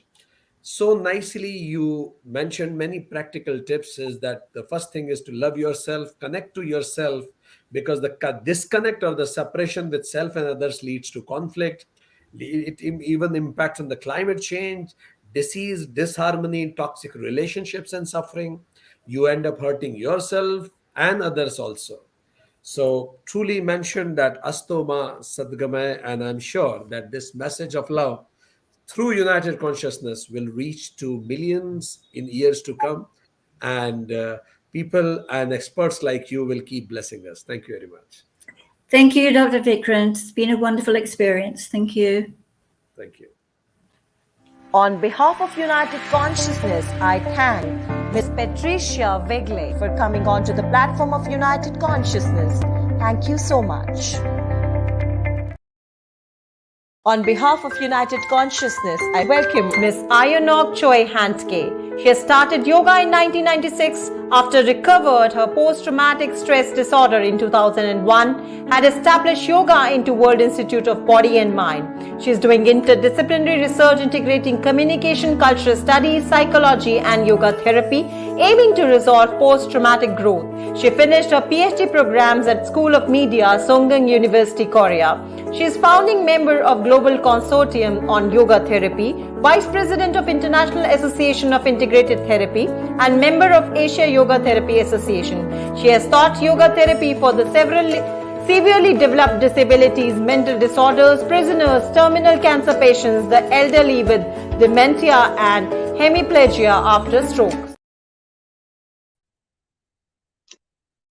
Namaste.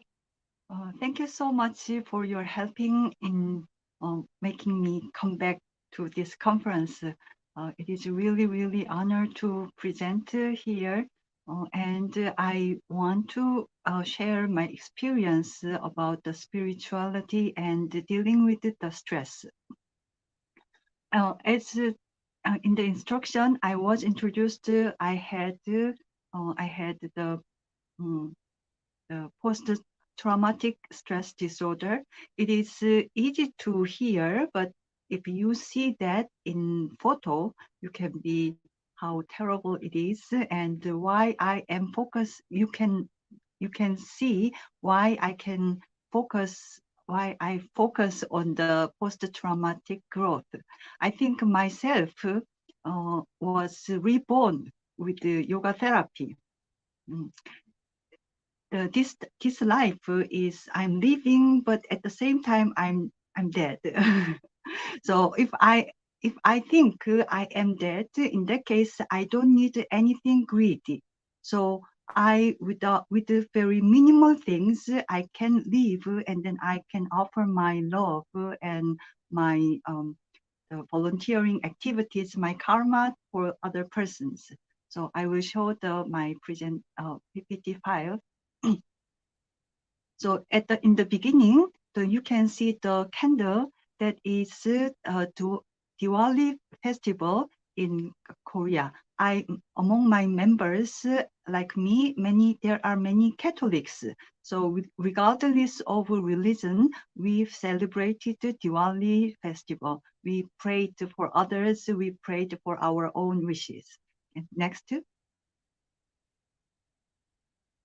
please. Next.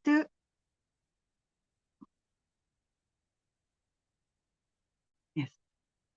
So for me, I call myself karma yogi because the action is a very important concept. and as a yoga therapist and Catholic, I think that concept is similar to a cross in Catholic. So what I did, that it makes me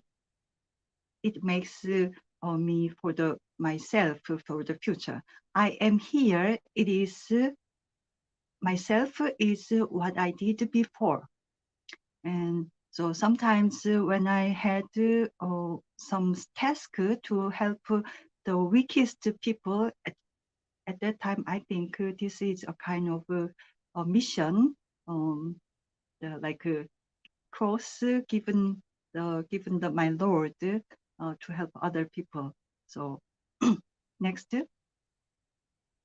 my present is based by my past, and my future, I'm already making my future by doing something.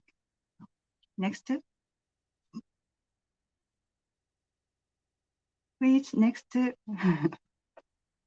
we can think what is, I ask questions, what is your stress?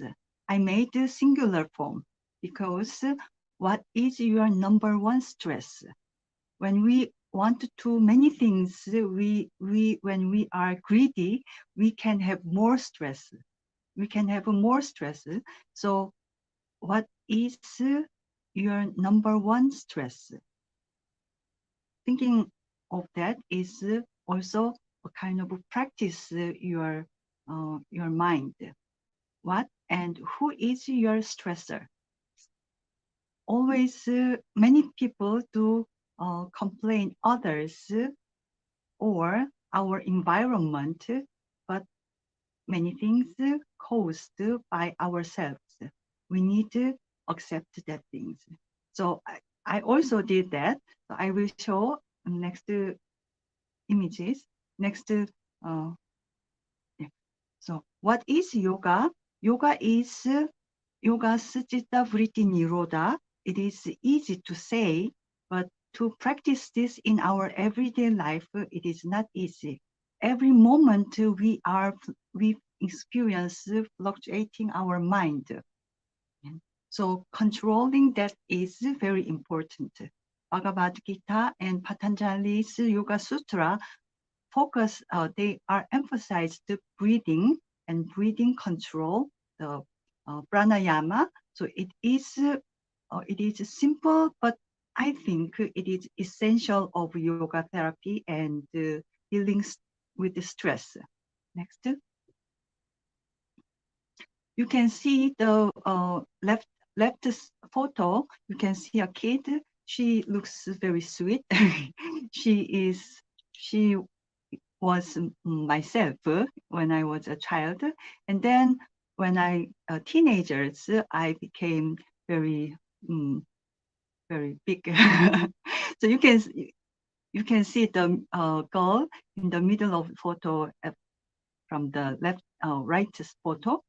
So at that time, I was happy, and maybe I was greedy. I wanted to be a good university, and or I wanted to have more things. So I ate many food, and I became bigger.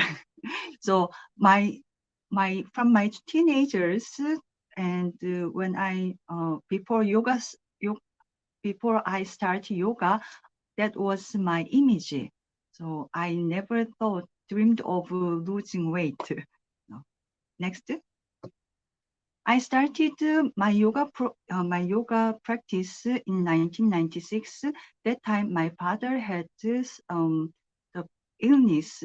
So to help my father, I started yoga, and unexpectedly I could lose my weight. So it is miracle. My father also surprised at my change. So I kept going on yoga therapy, practicing yoga, but I think stress is a kind of depending on our capacity.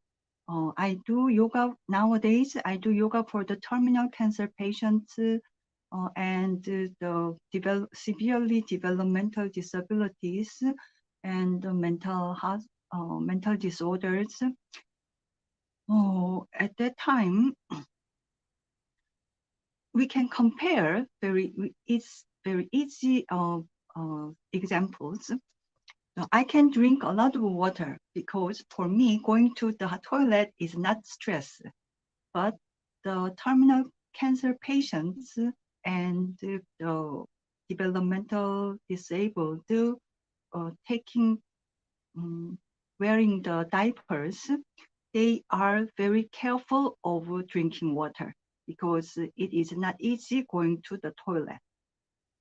So for them, the going to toilet is stress. So like that, everything is depending our own capacity. The stress or not stress can be decided by our own capacity. Next. I experienced yoga and I lost my weight. I could enter the graduate university after practicing yoga, but later I had a lot of stress. That stress is beyond my capacity. I was a kind of the sexual harassment victim, so by my professor. So at that time, I complained that to solve the problem. So I had a lot of stress. So when I entered the main gate of my university, I saw the building where the professor and his colleagues were staying. At that time, my body reacted like this within 2 hours. So I couldn't. I was stayed at my parents' house, and it was really hard to see myself, my body. I was shocked at that time. I needed to take the sleeping pills, and I thought, how can I live with this body? I cannot go out, and and my body lost physical power too. So I couldn't. It was very difficult to lift up the spoon and chopsticks. So at that time, I cannot do any yoga asanas. I just lying down I'm just lying down I can do, the only thing was breathing. So, and with breathing, I could recovered my power, and I cannot explain the things. I just do breathing. That is only thing for me to do. So gradually I gained power, and then I could go out and I take a walk, and outside in the woods, I tried breathing and I come back home. And then I recovered. That experience was really, really important for me. And when I do yoga for other people, so I try to share their things. So next image. Next things. Okay. Next things, there is image for the patients. Next things. Next. Okay, here is terminal cancer patients at the hospice centers. I saw them. I have breathing with them. So at that time, their breathing itself is very, very precious and pure, and their breathing is going between life and death. So I could feel the spirit from them. So I use these photos, so not just to show it to you. I feel they are they are still with me. So because of that, I do yoga for other people. Can you show me 2 more photos? Next. Okay, next. Okay. Here you can see they are developmental disabled. Someone cannot speak a word, cannot make a sound, but through yoga they can smile, they can sit the better pose. So from them I can feel their spirit.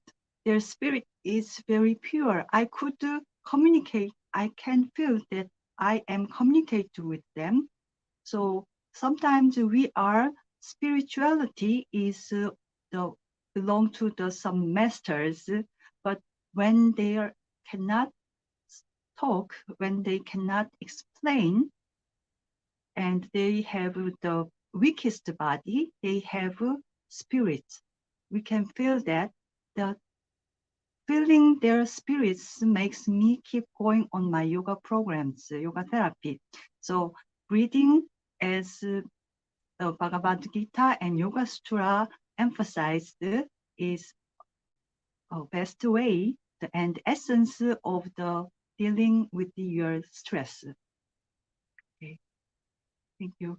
This is my talk. Thank you very much, Arangji, and it was very experiential talk that you did, and I felt moved while listening to it.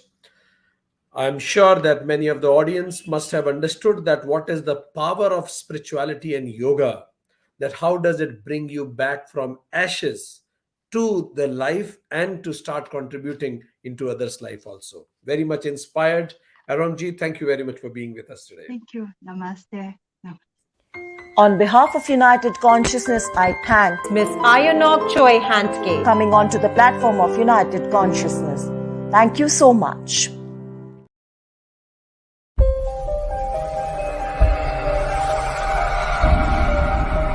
On behalf of United Consciousness, I feel excited to welcome our performer, Ms. Beena Javed. She is graduated from University of Punjab. She is a classical dance student and assistant of Maharaj Ghulam Hussain Kathak. She is dance teacher in private schools. She produced numerous stage productions for government, multinational and private companies and events in Pakistan. Received vocal training from Mirza Nasiruddin Qawwal, Bachcha Gharana from 1995 to 2014. She also produced Kathak dance lessons for television and acted for Pakistan films Khuda Ke Liye, Bol, Zinda Bhag and TV commercials Dostiya, vocalist for Har Sakhiyan. She's also the founder of Har Sukh Artist Community, Children's School and Organic Farm. So ladies and gentlemen, please put your hands together for Ms. Beena Javed. I welcome you to United Consciousness Conclave, organized by United Consciousness Global. I'm Beena Javed, and today I will sing for you a South Punjab folk song which talks about union with the divine. And it starts by saying, I pluck the beautiful flowers within myself and I decorate the bed on which I will unite with you. Now this is symbolic because plucking the flowers within are the potential within us to recognize the consciousness. And I pluck them and I decorate the bed on which I will unite with you. And then she says, people, if you are sleeping, wake up, because I've been waiting for you. Now this is a message for all the masses that wake up, I've been waiting for you. And then she ends by saying, Rajan Mela, my beloved, is clothed in red and orange, which is the color of union, and I have been waiting to unite with you. So this is the message which she gives to her people.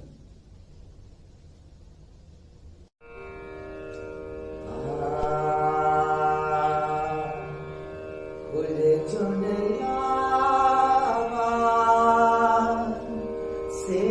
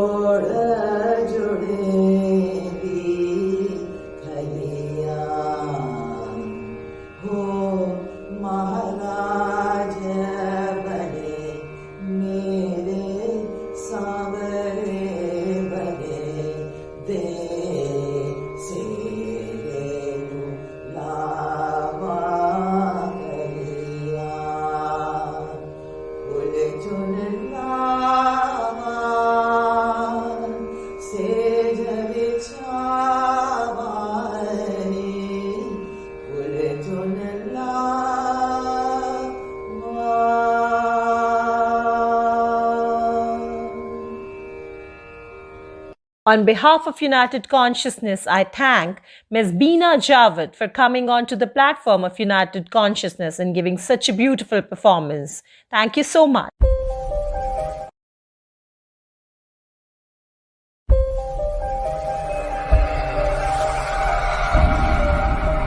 On behalf of United Consciousness, I feel pleasure to welcome our next performer, Ms. Sahana V. Iyer. She has been weighing to the rhythm of beats ever since she stood up on her two tiny feet.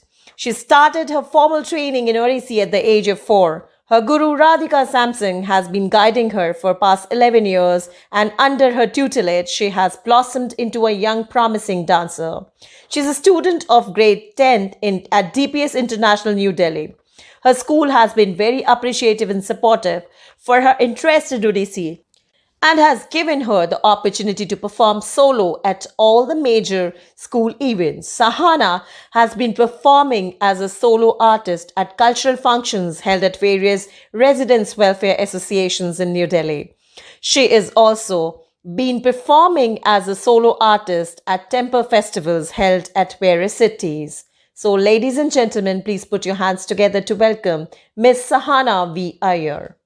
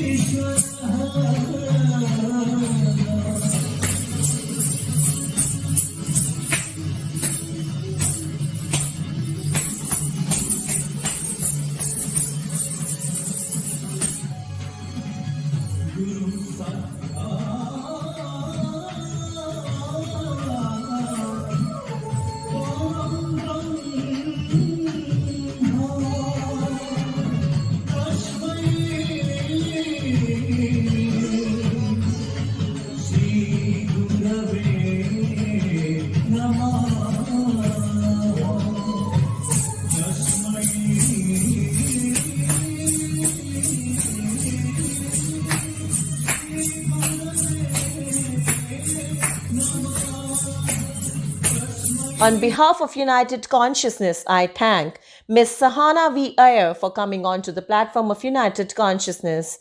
Thank you so much.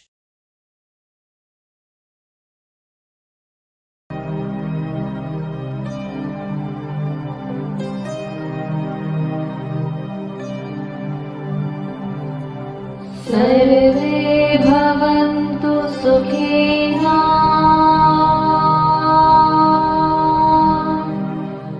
सर्वे सन्तु निरामयाः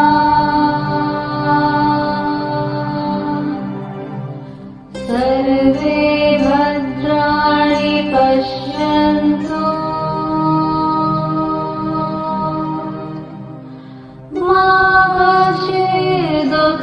This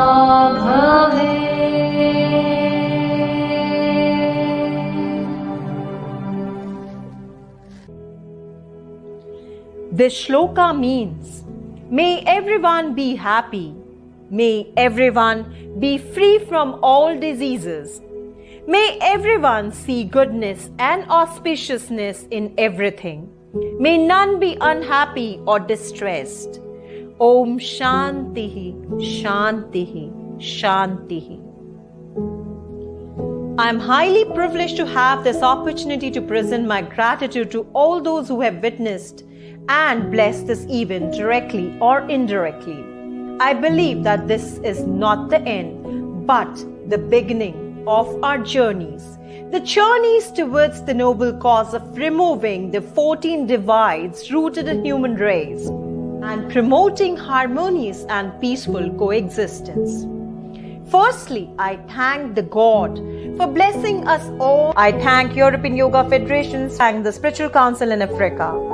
I am also very thankful for Yoga Vidya Germany, Yoga Lam Russia, Siddhashram Turkey, Nidra Consciousness France, Yoga Yogismo South America, AAYT Australia, World Movement for Yoga and Ayurveda Italy, CUIDY Italy, the World Community of Indian Culture and Tradition Disciplines Italy. I owe my heartfelt thanks to Gurudev Shri Rawatpura Sarkar, Sadhvi Bhagwati Devi, Yogacharya Dr. Anand Bal Yogi. I extend my heartfelt thanks to Ms. Arong Choi Handke and Ms. Kirin Shelcher. I am very thankful to our esteemed panelists, Ms. Veena Dan Singhani, Dr. Bholanath Yogi, Dr. Teja Vuruthero, Ms. Baltarain, Dr. Subodh Tiwari, Ms. Petrika Vigle. I also thank to our culture performers. I owe my heartfelt thanks to Team Project Surf USA, Shri Rajesh Rabindranath, Ms. Pavitra Srinivasan, Ms. Madhurika Arvind, Ms. Rashmi Kashi, Dr. Prasad Akavu, Dr. Vijay Reddy, Ms. Gina Suresh, Mr. Karthik Palamalai, Mr. K.L. Alexander, Mr. Venkat Sriram Lalu, Ms. Deepthi Nair, Ms. Avneet Bad, Mr. Suresh, Mr. Devaraju, Ms. Deepa Arun. I thank Team Project Surf Bharat, Dr. Vikrant Singh Tomar, Dr. Shweta Tomar, Aditi Meghna Mausan Prachi, Mr. J.S. Juneja, Dr. Paramji Juneja, Rishi Vishalji Arnav, Aditya Ashwin, Rati Dharmendraji Uday, Poojaji Bhartiji, Diptiji, Amrishji, Mrinalniji, Khushbuji, Jimmyji, Mr. Sanjay Rajput, Ms. Simran Reel. I am also very grateful for our new members in the team of United Consciousness, Ms. Aishwarya, Ms. Priyanka and Mr. Prakash Tyagi. I am very much thankful to our wonderful audience and all the visible and invisible sources blessing us.